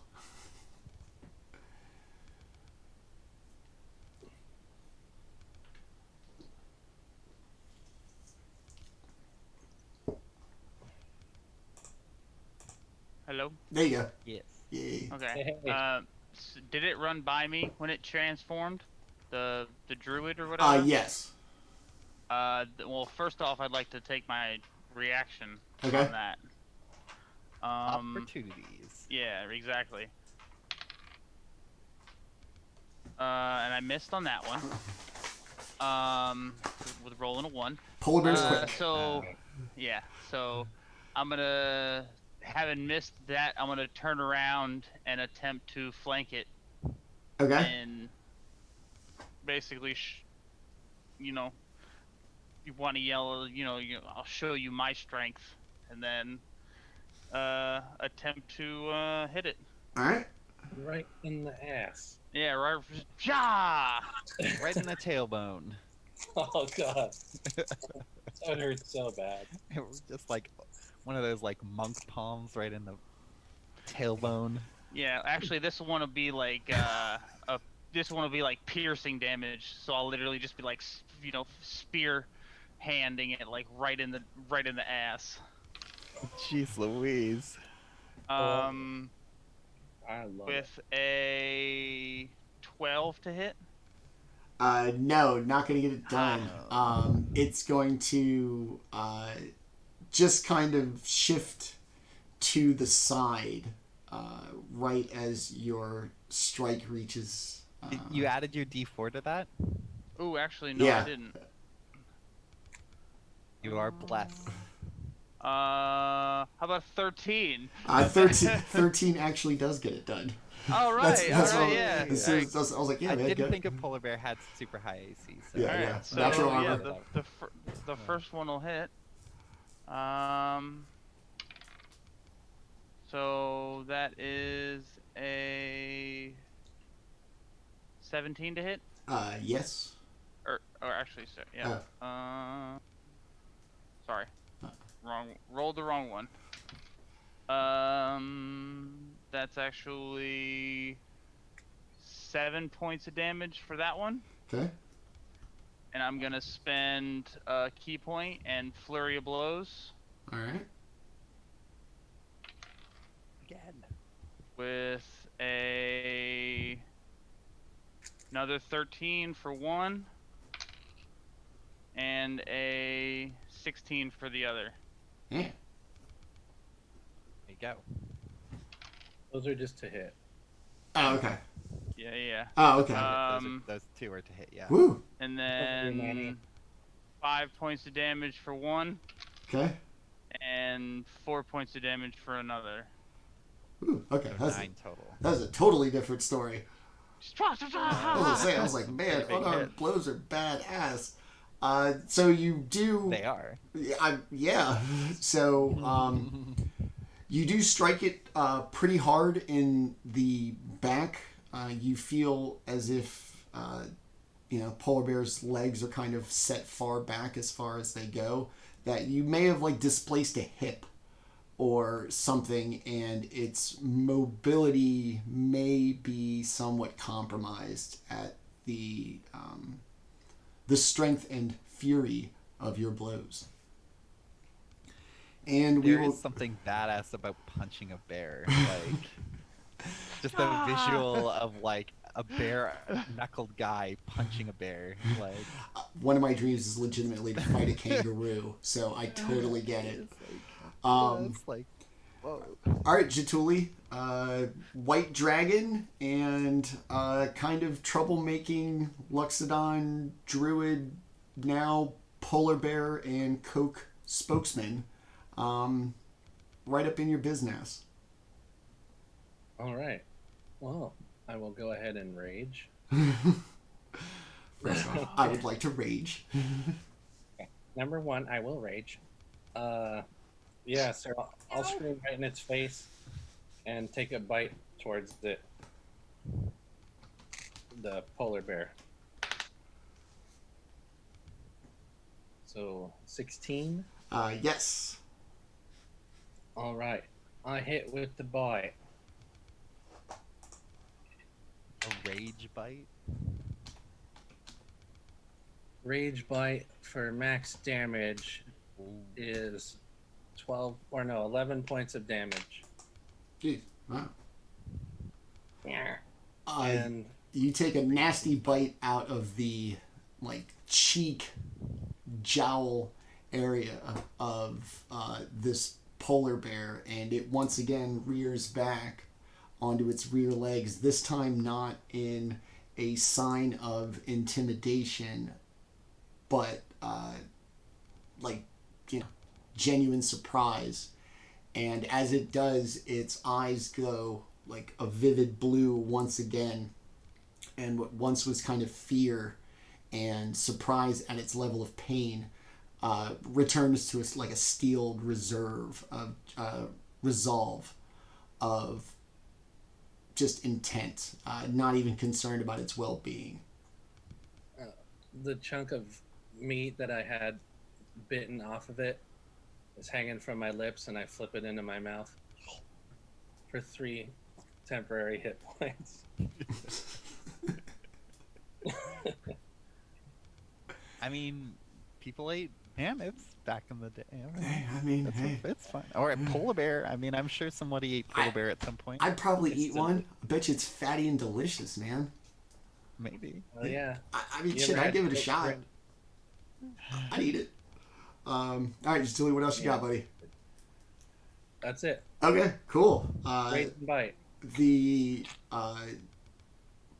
polar bear seems ever committed, despite its current health. And it is Orryn's turn. Orryn will go and walk the rest of the way to the polar bear, Okay. and he's gonna charge up this thunder gauntlet and also give it a jab. Hell yeah. 14. To hit? Yeah. We have a tradition of punching shit around here. Like I said, no, and I hit the infinity gauntlet for him. That's right. Non-thunder, and it'll just have disadvantage against whatever sides Orryn. Oh wow, okay, cool. Against everybody but Orryn? Oh yeah, everyone but Orryn. Wow. And if it's like an area of effect, obviously it doesn't matter. But yeah, attack And rolls. That's a hell of a thunder gauntlet. and this thing does what? taunts them. Does it make like an audible sound when you hit things? Since it's it doesn't say it does, but since it's thunder damage, I would assume that it makes like a little bit of a boom. At the very least, it's like if you've ever heard like a really A fast concussive muscle wave. car, Okay. well, like a muscle car like vibrating. Okay. Like I imagine that's the sort of like High everyone have. high atop these mountains, and with all this kind of rock around, the sound of the thunder gauntlet hitting. Where'd you hit the polar bear? In the face? Yeah, in the Uh, face. in the bloody side of the face? Yeah, You. Yeah, nice. yeah. So it's your bloody thunder gauntlet punches this polar bear, missing the side of its face, and the sound like reverberates through all of the mountains surrounding the village. And as the sound kind of goes outwardly like a shockwave, you can see the lizard folk who have kind of gathered with the blue eyes have that moment where the eyes go back to what they usually do, only to really quickly go right back to the blue. And Maybe they can be saved. the white dragon in front of Jaatuuli is going to rear back and try to take a bite of him. I am incredibly chewy, so good luck. 16, probably not going to get it done. Oh, it bit me. It just didn't hurt. Okay. Chewy. And then It's biting on, but it can't get through the scales. Yeah. it's going to take a So swing, like Come on. Get off. and its second swing is not going to get it done. The second one is going to come over behind Orryn and take a bite of him for a 16. Nope. Ooh. Yeah, Doesn't pretty hit. high AC. It's armor. And is going to take a swipe with its claws. Ooh, for a 25. That's going to get it done. Yeah, Oh, God. Orryn's so small, he's basically just like a walking. Yeah, it's box small of target. metal. Yeah. You're like R2D2 with a little neck. Yeah, exactly. With the Giants can't even like beard. it's like asking a giant to like tie his shoes, man. Like, dog, that is far away. I can't hit that little thing. And you're gonna take a big 2 of slashing damage from the claw You attack. said 2? 2. Orryn is almost dead. Kelroth, Orryn needs some healing. He just Wait, took bad. really? Oh, No, no. Wait, I what? was like, you had 5 temporary hit points. I know you did get like a blast of 8, but I was like, geez, Yeah, Louise. I still have more than like 2/3 of hit points. Okay. Oh, okay. No, it sounds like Careful, you're startling me. I'm like, ridiculous. Kobold Fight Club might be a little wrong here. All right. Those are going to be... the third dragon is still going to kind of take up a defensive position around the clutch of eggs. And it is back to Kelroth's turn. Okay.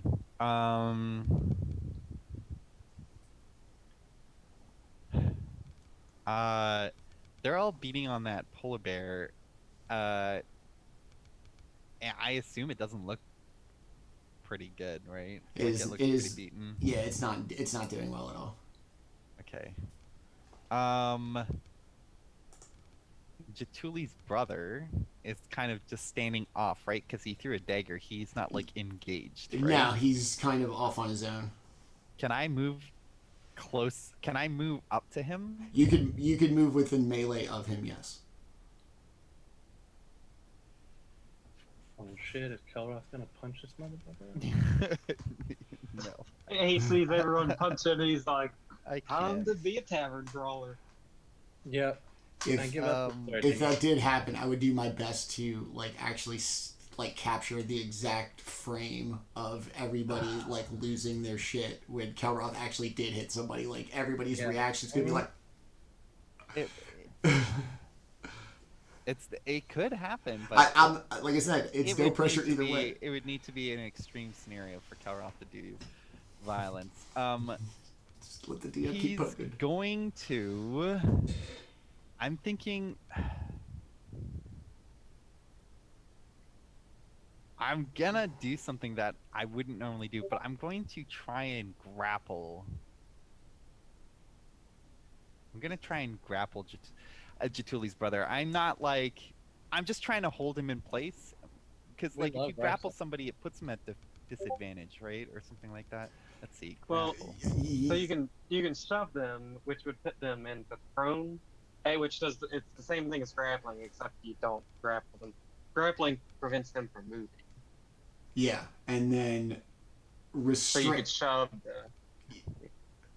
Yeah, and then I think after that, the onus all becomes on him to do anything, where if you had him grappled, there's a contested thing on his turn to try to break free, where if you shoved him, the penalties are pretty much set. He has to take half of his movement to stand up, X, Y, and Z, and it just is what it is. Or you spend your turn, or his turn, grappled, and he could break out of it, and then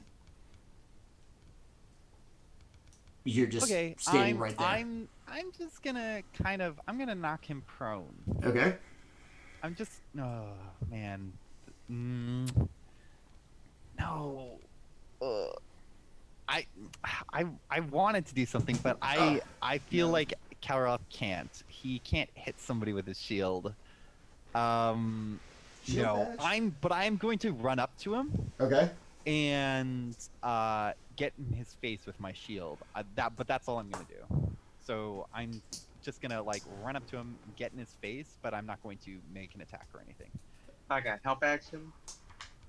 I'm not close enough to anybody to help them. I think you only have to be 5 feet away from the target to help. Like you can help someone 30 feet away as long as you're 5 feet within the target that you're. If anybody takes a shot at Okay. Jaatuli's brother, I think you could help.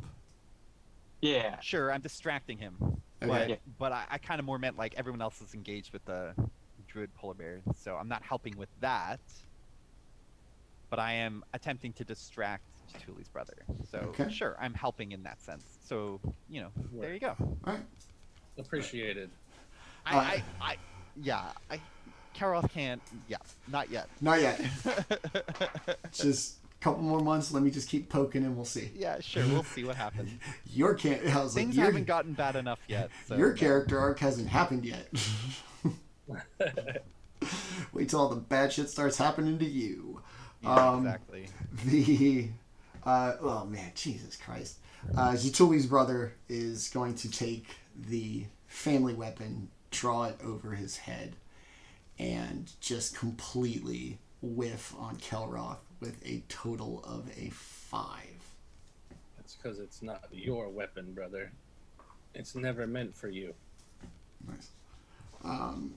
It's going to take a big swing and miss horribly and kind of look frustrated and afraid at the same time as the condition of the Loxodon come polar bear seems to be deteriorating quickly. I'm just gonna say to him when he misses so badly, I'm not really gonna dodge it. I'm just holding my shield up, but he kind of just misses, and I'm just gonna say, "You don't want to do this." I must do this. The old ways must die, and he's gonna struggle to pick it up. Suddenly, maybe not as strong as he was a moment ago. The Loxodon is going to transform back into her kind of native form, and as she does, you see a significant portion of her trunk missing and one of the ears pretty messed up. And as she... Important question. In Jaatuli's belly, did it transform into woolly mammoth? Was it polar bear and now he's digesting woolly mammoth? This is important information to know. You're going to follow Jaatuli around for the next couple of days and poke at any plastic leaves? Oh, look, it is woolly mammoth. I'll be damned. I knew it. I knew that's how it worked. Okay. Digestive acids actually prevent the magic. Yeah, you got to chew through all that hair. Fair enough. And as it does, it's going to begin to wave its arm, and a cloud is going to kind of form over Jaatuli. It's going to have to make a Is the damage carried over? DC 14 Dex save, please, for an ice storm that is going to conjure out of the sky and rain down on Jaatuli, Orryn, and the white dragon, the first one. Oh. I am blessed, which I did not forget. You are blessed, so add a D4. I got a 5. With the D4. I'm at 19. Okay. Hey. I saw it coming, so I had advantage on it. I rolled a 2 on the D20 and a 1 on the D4. Okay. All right. Orryn was Yikes. not looking up in the sky. You're All right. Orryn is going to take 6 bludgeoning damage. Jaatuli's going to take 3 plus whatever his rage mitigation does, which knocks it down to what, 1, right? 1, yeah. Okay. And then... Mildly bumped. 11, 17, 18. Orryn is going to take 18 cold damage. And Orryn will use his absorb elements for this one. okay. How much? So What do you? So you take absorb half of it. Yeah. And then Jaatuli... And then I get extra cold damage on my next. And then after that, Jaatuli is going to take, I guess, 4. Okay. Wait, does it work on? Does his rage protection work on elemental damage? No. Oh, okay. No. Then you're gonna take 9. Or wait, Right? yeah, 9. It was 18. He succeeded on his save, so 9. Mm-hmm. Okay, cool. Okay. Thank you. Nice call. Yeah, it's only physical stuff.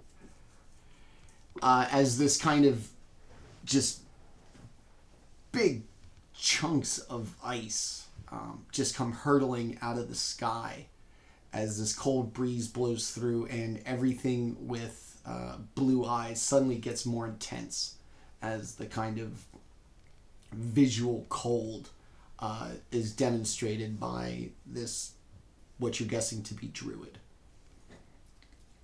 And it is going to be Baldr's turn. Kill her. Hold on. Alright. Go ahead. I just got to roll damage Destroy. for the Yeah. the dragon. So, since she transformed back into her normal self, I'm going to do alright. So I'm going to an attempt to hit her again with Okay. another unarmed attack. Shit. With a 15 to hit. Yes. Alright. So she now needs to make a DC 14 strength save for me, please. No, that's going to be a 3. Oh, Okay. yay! So It's a sad ass Lux. 8. Yeah.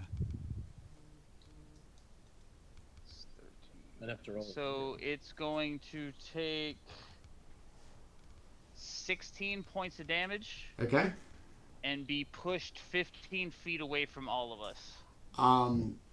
The damage is going to be enough to put it down. So tell me how that goes. How you finish off this Oh yeah. giant Luxodon. So I just see her like transform back into her like natural form and cast a spell, and just kind of like just seeing that, I just kind of like center myself and just one quick blow just straight to the midsection. You just kind of like see my like fist like imprint and like push like all of the hair in, and you just see like all of the hair on the back of it just kind of like push out for a second and just crumple to the ground. As she crumbles, this deep blue mist kind of rises up out of the body and spreads itself amongst Jaatuli's brother and the 3 white dragon wormlings, and intensifying the glow of their respective eyes. Oh.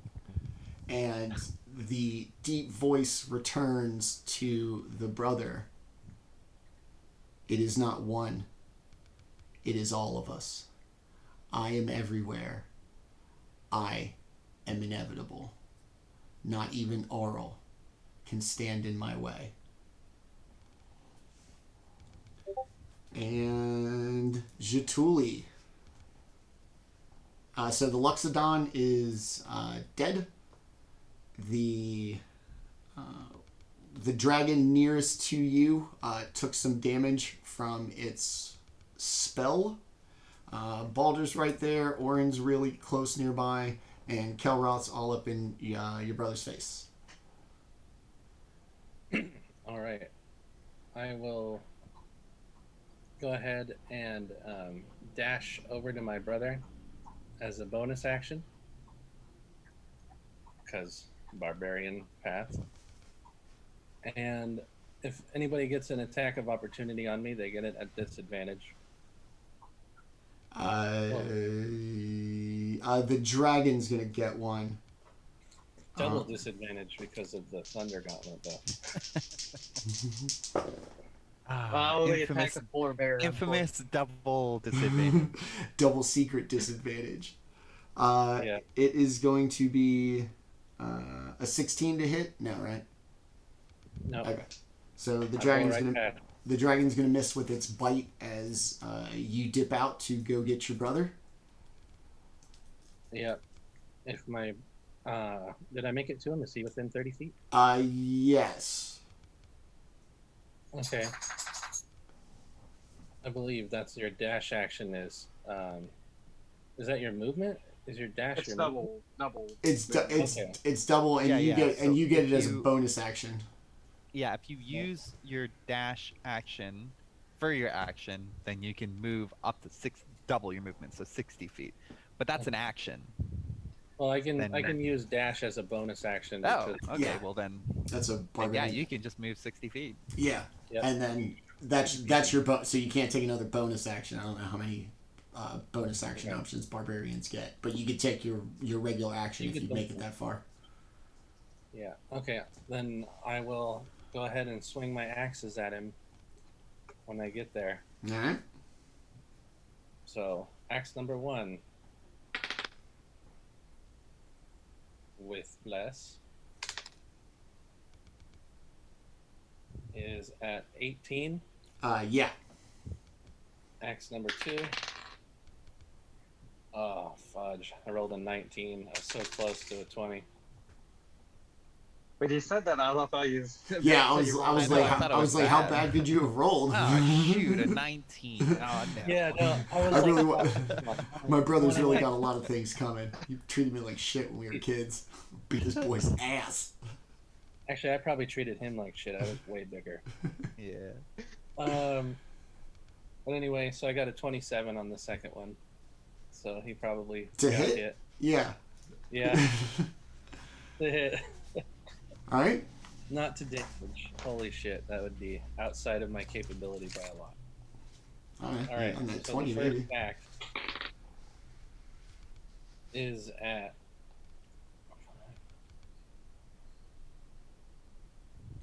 10 damage, Okay. and the second one is at 8 damage. Chop. As you take these swings, your brother seems to stare into your eyes, but not in any way that makes a connection, just staring through you, and doesn't wince, doesn't blink, doesn't anything as you make these 2 strikes, and the deep voice returns. Whatever remains of your brother is what I allow to be here. Can you live with killing him? Let's find out.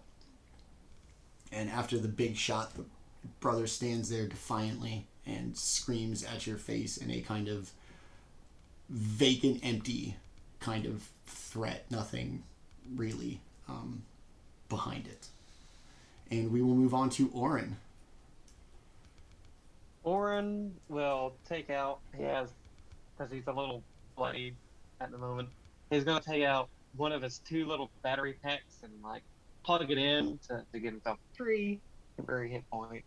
Okay? It's called defensive build, but I was And then like, he's gonna- oh shit, he's a robot. He's charging. He's just gonna charge himself up. yes. I pull out my solar panel, but it's dark I here know, all the it's like- goddamn time. Places his core and puts in a new one. A little wind I didn't turbine. know you were. It's windy up here. Hey, watch this, you guys. So after that, he will go up to Jaatuuli's brother and give him a taste of the Thunder Bomb. Nice. Yeah. Taste. Let me roll that D4. I'll probably need it. 16? That All right, hit? 16 gets it done. Okay, awesome. I rolled a 13 first. Also would have gotten it A done. bless. Yay, bless. No, he doesn't. He's not wearing armor, so. Neither am I, but I'm hard Six thunder damage, and all the disadvantage Okay. goodies. Once again, the loud crack of the Thunder Gauntlet. There we go. Echoes through the village, and the crowd of villagers with the blue eyes once again experiences that real quick kind of blink before returning to their kind of blue-eyed fixed stares. And what else? You got anything else? That is all that Orryn can do at the moment. Alright. But he will take a mental note of the Oz changing, flickering. The dragon wormling is going to turn around and make a move towards Jaatuuli in the back. And nothing about its roles is affected, right? It's just the brother from the Thunder Gauntlet. Mm-hmm. Okay. Yeah, correct. Okay. It only lasts until the start of my next turn. So, like, even if I had hit it before, the fact that I didn't hit it last turn doesn't. Yeah. You get it. It's only a one-turn thing. I got it. It's a dog pot move. All right, it's going to miss. The second one is going to kind of retreat to beside Jaatuli's brother. And who's up there? Oh, no. Jaatuli's up there. It's going to slide by you for an opportunity attack against it, if you would like to take one. Yeah, I will kick it. I'm not going to use my axe on it, but I will kick it.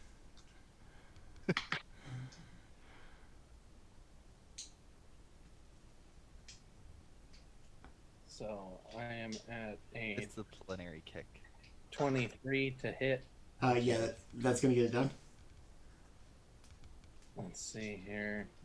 I guess just like melee attack, right? Or like unarmed strike, Yeah, which should be 1 plus your strength modifier, I think. Or 1 plus your proficiency plus your strength. No. It's just 1 plus 1 your plus the strength. modifier. Yeah, 1 plus your strength modifier. yeah, Under actions attack. and I'm raging, so that adds. Oh well, okay, plus that. Yeah. So then I guess it would be 1 plus 3 plus 2. So 6 points of Jeez. non-lethal kick to the muzzle damage. Firm dragon face Non-lethal. kick. Yeah. Yeah. This hurts me more than it hurts you. Yeah. All right. That's a So- hard no.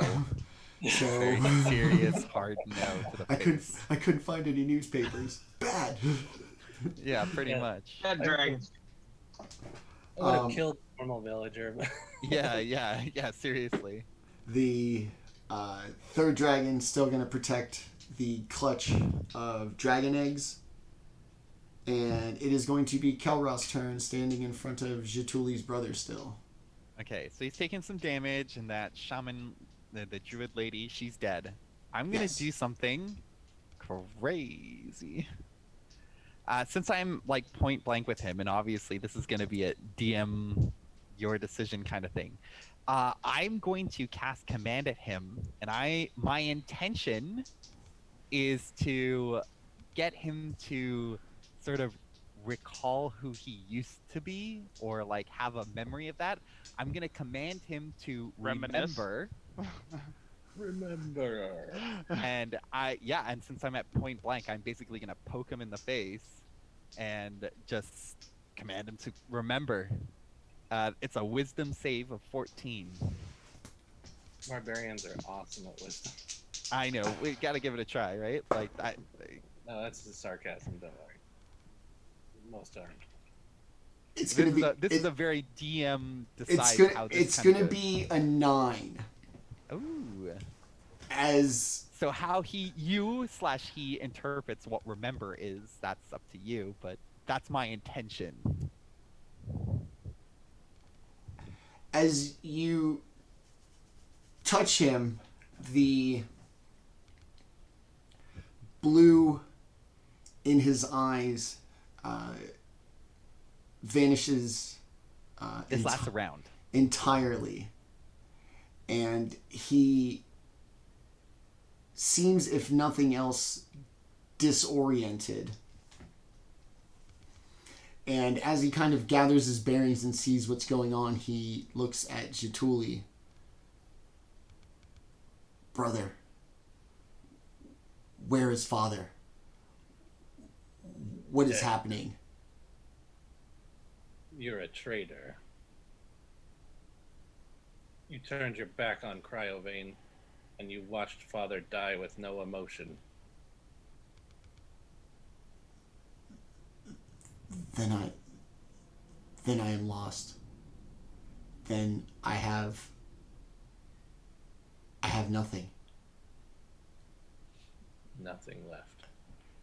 And he's gonna stand up, and for the first time with his non-blue eyes, he's gonna give Kelroth the same look as he did with them, that despite remembering who he was and now realizing what he's lost, he now finds himself still fighting, but with a different motivation.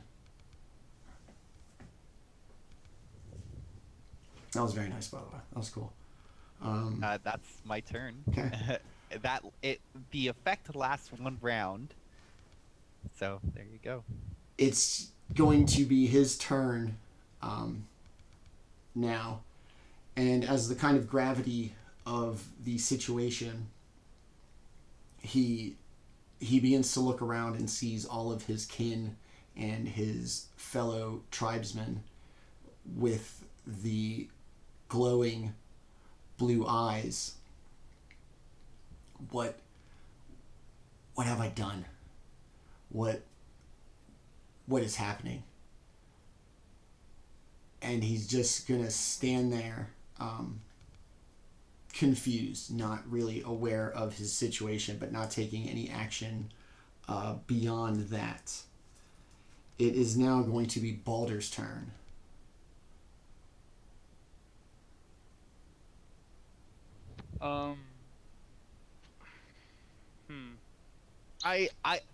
I'm just gonna retroactively, if you'll allow me, I'm going to say that is only gonna last for like 6 seconds. Well, Potentially, if he can resist, that's up to, I don't know, but I'm just like, my spell lasts for 6 seconds. That's just so that everyone is at least aware. That's the entire duration, or at that point, do I have to make another save? No. That's it. It's just 1 round. Okay. So whether he has the ability to resist. So basically, like, once it's my turn again, The effects of what I did to him fade. Got you. Yeah. So he basically because command is just like, for 1 turn, whatever you tell them basically is like it's forced upon them in a sense. So like groveling or drop or flee or something like that. It has to be like if one he's remembering, word. he has to be capable of doing it, and then he does it. But it doesn't really change anything in terms. He doesn't forget what happened or who he did or whatever. He'll just like return to his original state. I guess. Okay. So I'm gonna hold my action for this current moment in time, because I would be naturally just kind of like, if this you is know, your fault, I'm gonna punch Yeah. you. see, I'm you gonna know, punch just you in the kind of like face. seeing the I'm like- remorse in his eyes. I really don't want to like Yeah. crush his skull, like cave his skull in. I'll leave that for his brother. If Like, that's what he really wants just- to do. Yeah, you know, it's Yeah, like, yeah, yeah. I'll just kind of hang out by the other dead body that I just created. I assumed remember might do something because I was under the impression that someone was manipulating him or something like that, and that is why I tried it. That's it. Nice. Put the Captain Morgan foot on the body's head. Yeah, just kind of like, just kind of, not even just kind of like look at it, really. All right, so you're gonna hold your action for him to be back, or you're gonna wait for If Jaatuuli? he goes back to being combative, or like if Jaatuuli basically just Wails kind of on like him. needs help or goes in for the kill or anything like that. I'll assist him, but Okay. other than that, I wouldn't. Yeah, I wouldn't do anything at this time just because I would be almost not. I wouldn't want to take it away. I wouldn't want to take it away from him like that. I wouldn't, being his family and all. I wouldn't want to. I don't want to beat up his brother, but if that's what he wants to do, that's on him. That's a If family that's what decision. he wants to do, Yeah, like that's totally- his family. that's his family. I'm If here he to needs help some him. help, let me know. But I'll help him beat his I family's got your ass. yeah, All right, so indecisive about what to do with the brother's new consciousness, and let's see how we continue with Jaatuuli because it's his turn. All right. I drop my axes and grab him and go for a grapple on my brother. Okay. Contested strength check, yeah? Yep. And I am raging, And you are blessed. and I am blessed. Yeah. I still have concentration on that. So my strength is +3 and +4. I'm at 24 on my strength. Yes. I got a 6. Yes. So I grab him in a bear hug and pull him in really close and whisper into his ear, "Your remorse isn't enough. Fix this or I break you." He's almost to a full emotional breakdown at this point. He has seen the villagers all with the blue eyes. He is aware of what that means, and for probably the first time in a little while, he sees through his clear eyes and what the village and the tribe has become of late, and he almost begins to weep.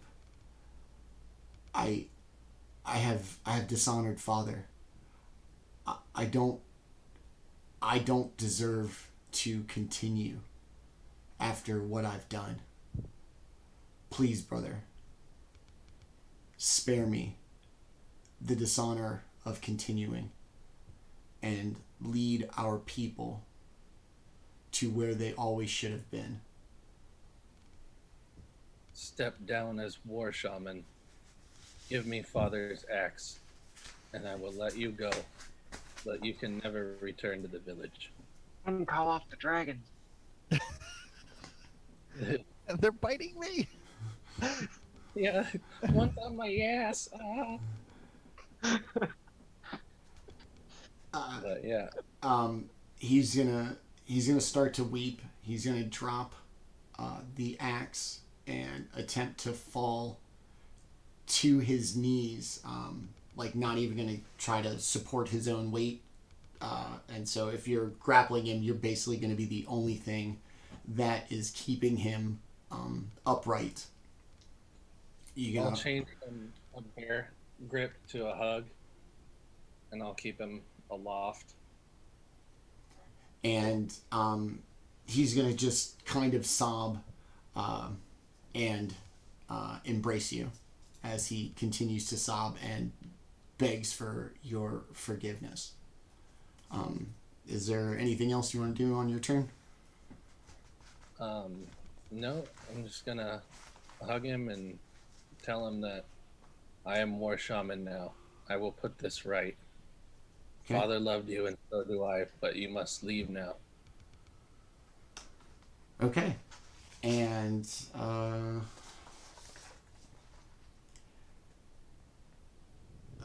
to be Orryn's turn. So Orryn is going to take the dead body of the Loxodon with its bleeding face and take it to the dragons. The dragons to eat it. And he will That's smart.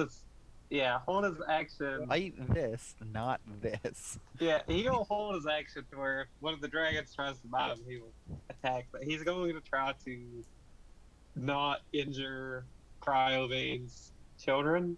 Okay. At least to respect Jaatuuli.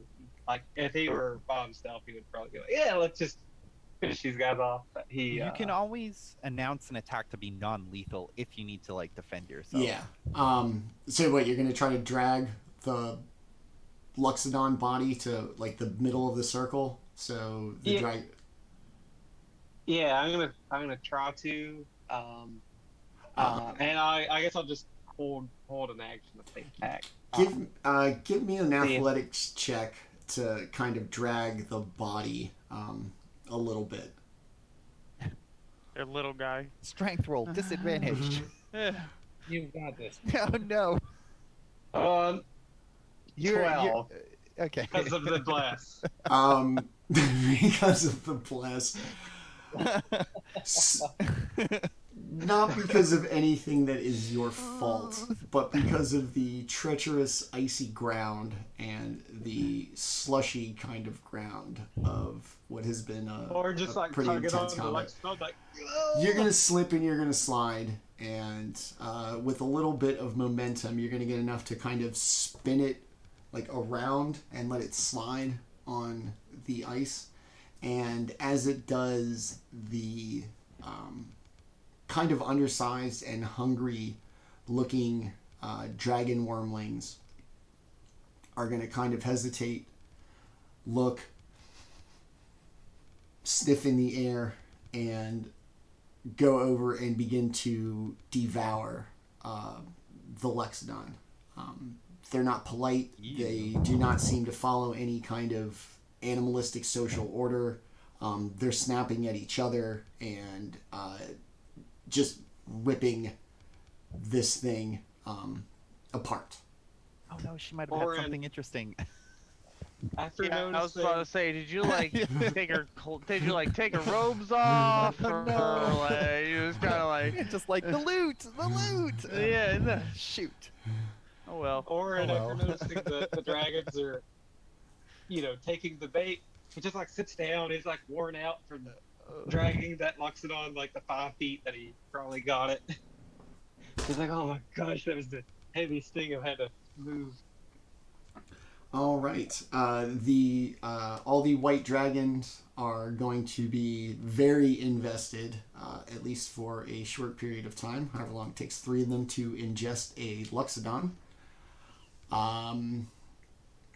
So that's going to be their turn, and we are going to get back to Kelroth, the man of emotional breakthroughs, apparently, like Dr. Phil.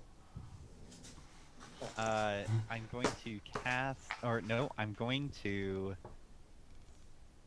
use my channel divinity. Okay. Again, I'm going to hold up my amulet in front of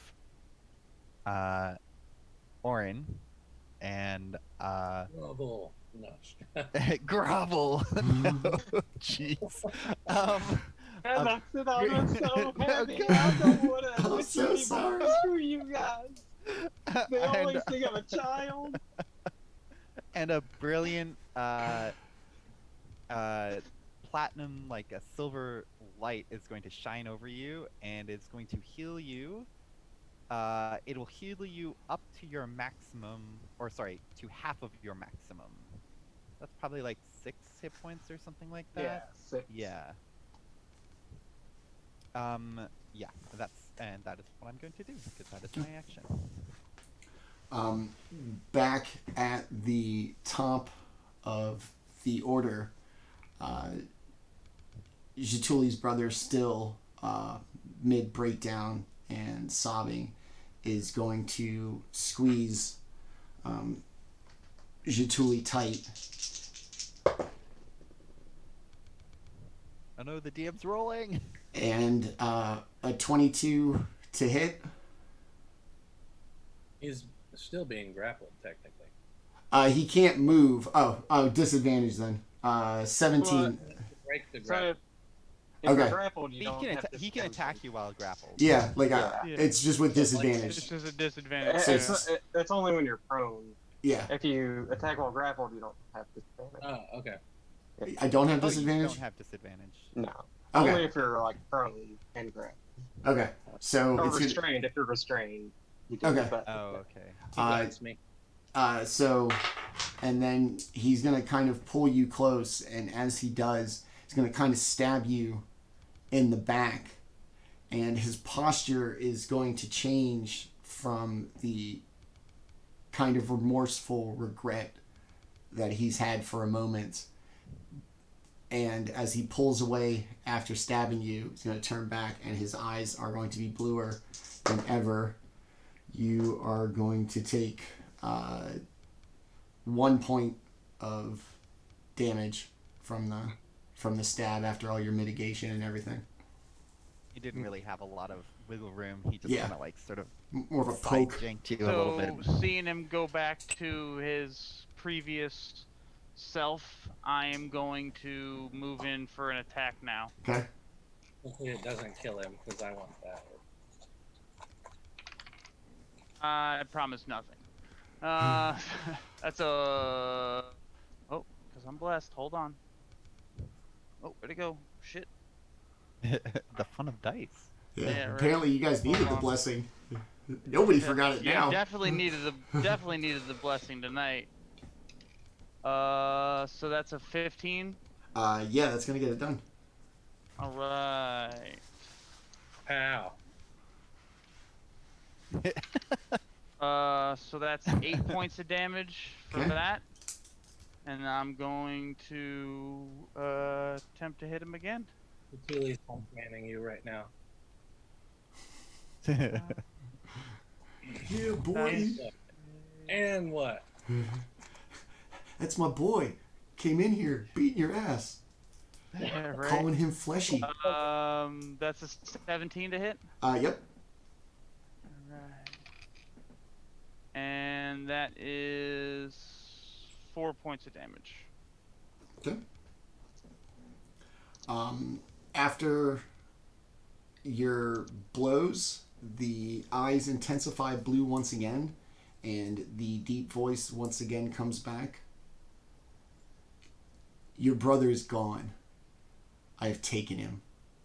All that remains is the shell, which I will make you destroy.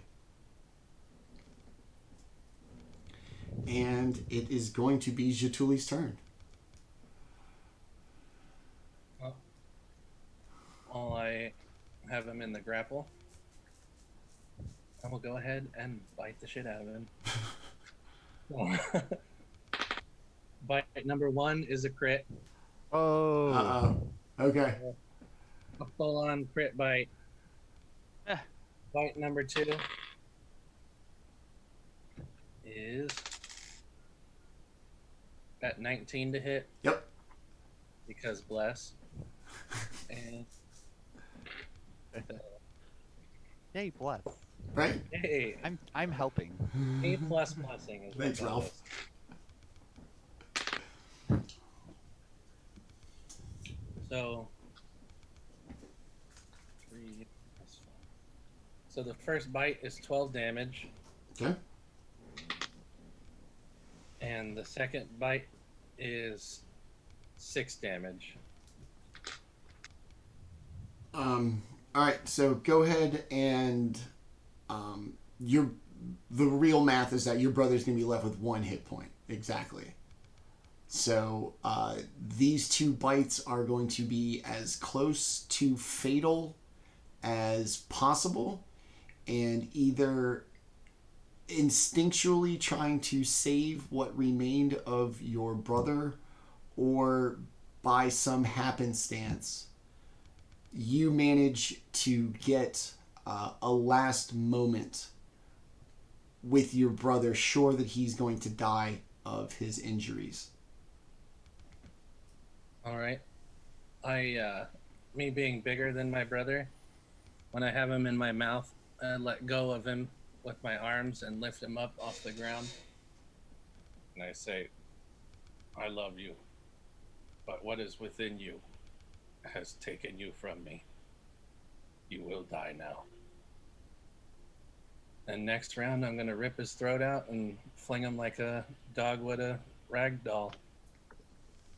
Off the mountain? Off the mountain. Alright, that was kind of badass. Yeah. As the brother goes flying off the side of the mountain, the intensity of the remaining villagers' eyes glow, turns blue, and in a like completely unison, deep voice, dispossessed of them,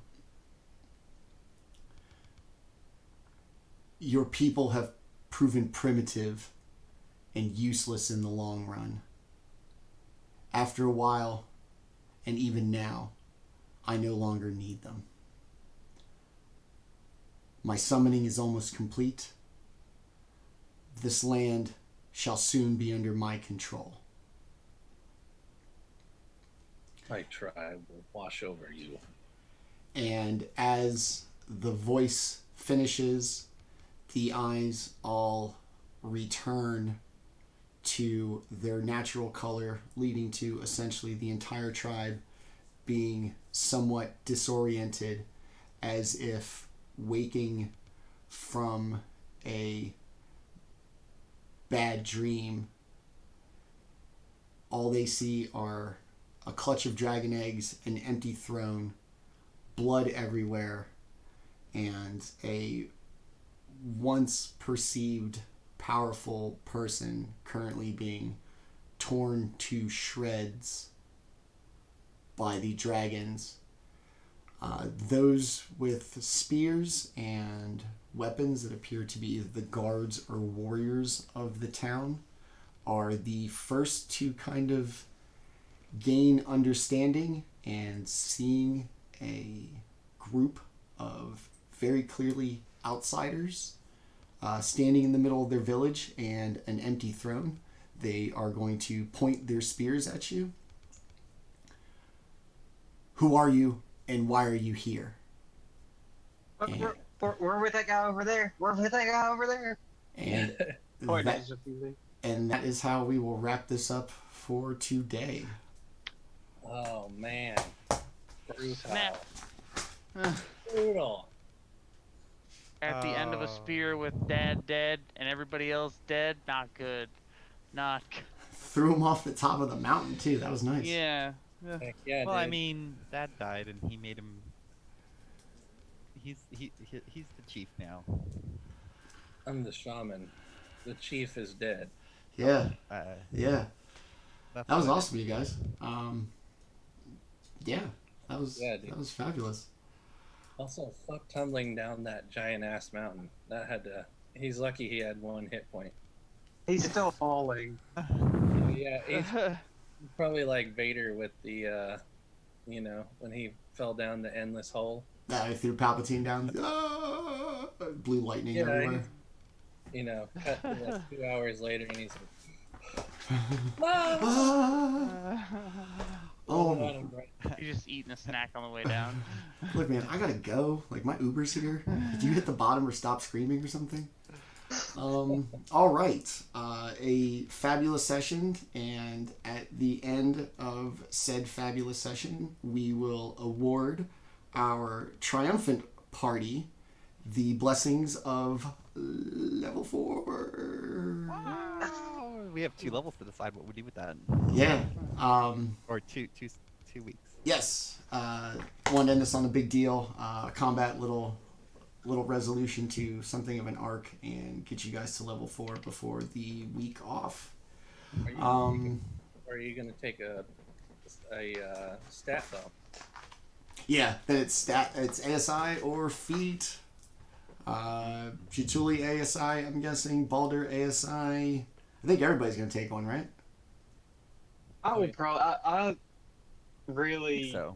have been going back and forth on whether I want a feat or ASI. I was like 4 take the ASI. 8 you can probably really realistically debate. But take 4. Take the ASI. Take your extra proficiency and all the other cool stuff. Yeah. All right. What an amazing session, you guys. Like I said, we mentioned we'll be off next week, so I want to give everybody a big, exciting session. I hope everybody who watched today enjoyed it. I hope all my intrepid adventurers also enjoyed it. And we will do the outros meeting our amazing people behind these amazing characters. And we'll start with the vanquisher of brothers and apparently, at least appearing to be, the new tribal elder of the Vori tribe, Jaatuuli. Tenta, tell us about, or Jaatuuli, tell us about Tenta, the man behind the lizard. I am Tenta. I am available on Twitter at RipTentaSqueeze. I like combat sports. I like wrestling. I like metal. If you want to talk to me about any of those things, I'm totally ready and involved in that. I've been working on my own music lately, so hopefully I'll have a little bit of something to show you guys here in a little bit. And yeah, I'm just really appreciative to be a part of this group, and come check me out and we'll hang out. Awesome. You want to compose some theme music for any other shows for the channel? We will not be averse. I'm pretty sure I could work a metal themed show in here. Yeah. All right. Thanks, buddy. I'm glad you're here. I'm glad all you guys are here, and I say this every week, but you guys being here and playing this game means the world to me, and same for everybody who watches. So thanks to everybody involved. Let's go to eventually my replacement in this seat in a few months potentially. Let's go to Orryn. Tell us about Landon. I'm Landon Baker. I am a software developer during the day, but most of my hobbies are, Dungeons and Dragons, of course, but video games, and more like fantasy genre stuff. So like, The Witcher. I love The Witcher TV show. I also like metal, like Tenta, but he has shown me a lot of cool metal songs that I hadn't even heard of before the stream even started. I'm married and I have 2 Saint Bernards that, that they're my family. So I think that's all the importance. I love cooking food as long as it's meat heavy. Don't care much for the green stuff. I hear you, buddy. But that's it. I paid $8 for a Caesar salad because my wife wanted one today. $8 for a fucking Caesar salad. Are you kidding me? All right. Let's go to, once again, our most sleep-deprived member of our intrepid party, our monk and new father, Baldr. Tell us about Lewis. I'm one. Lewis, father of, 2 now. Catering chef by day, husband at night, and father all the time. Other than that, I like, playing D&D with everybody here, having a great time. Can't wait to see what comes of it. And last and not least, our divine devotee and somebody who I realize maybe is a little closer to committing an act of violence than I genuinely thought. I thought I might be able to get you by the end. If you're wavering now, No, I mean, I had to analyze what an action would be. Sure. It wasn't. Kelroth wasn't conflicted. Dustin was. I was like, can I do this? It's like, yes, but Kelroth can't do that. I was like, okay. All right. Yeah. Yes. Me. I'm Dustin. I'm a big geek. I do the Dungeons and Dragons. I do the computer games. Unironically, I play a lot of sports, and I work in a very extroverted environment. I'm a bartender. So yeah, I do a little Fuck bit of your nerd everything. stereotypes. Yeah, I was a coach for a soccer team. Somebody just asked me to coach a softball team. Yeah, so I do a lot of that, but this is my fun time. I enjoy that we get to do this once a week, though not next week. And yeah, I'm glad to be a part of this awesome group of entertaining individuals. Nice. Like I said, I really appreciate you being here. This was a lot of fun for me. I'm Manny at GrowedUpGeek on the social medias. Also caterer by day, more or less full-time dungeon master by night. Sunday afternoons, I DM Greyhawk Lives on the Wily Hobbit Twitch channel. Tuesday nights, 7 o'clock, we are here with these great gentlemen for this great game. And despite this show being off next week, next Wednesday and every Wednesday going forward after that, also at 7 p.m. Eastern Time, we will be debuting our second stream show for the channel, themed around one-shots and short narratives. The show will be called One Shot Wednesdays, ironically enough. And our first adventure that begins next Wednesday, March 31st, 7 p.m., will be themed on a Fey wedding. Our adventurers will be invited to a wedding and all of the shenanigans that will take place when a wedding is composed of Fey beings. So come out and check us out if you like what we do here on Tuesday nights for a little more of a kind of loose format, short narrative, rotating players, and guest DMs as well that will allow me to play games on my own channel, which is basically the dream of any streamer.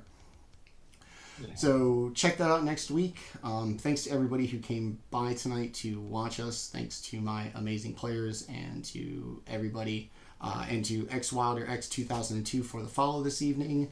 We'll be back in 2 weeks, and we'll see you then. Till then, everybody have a great night, and thanks for coming out.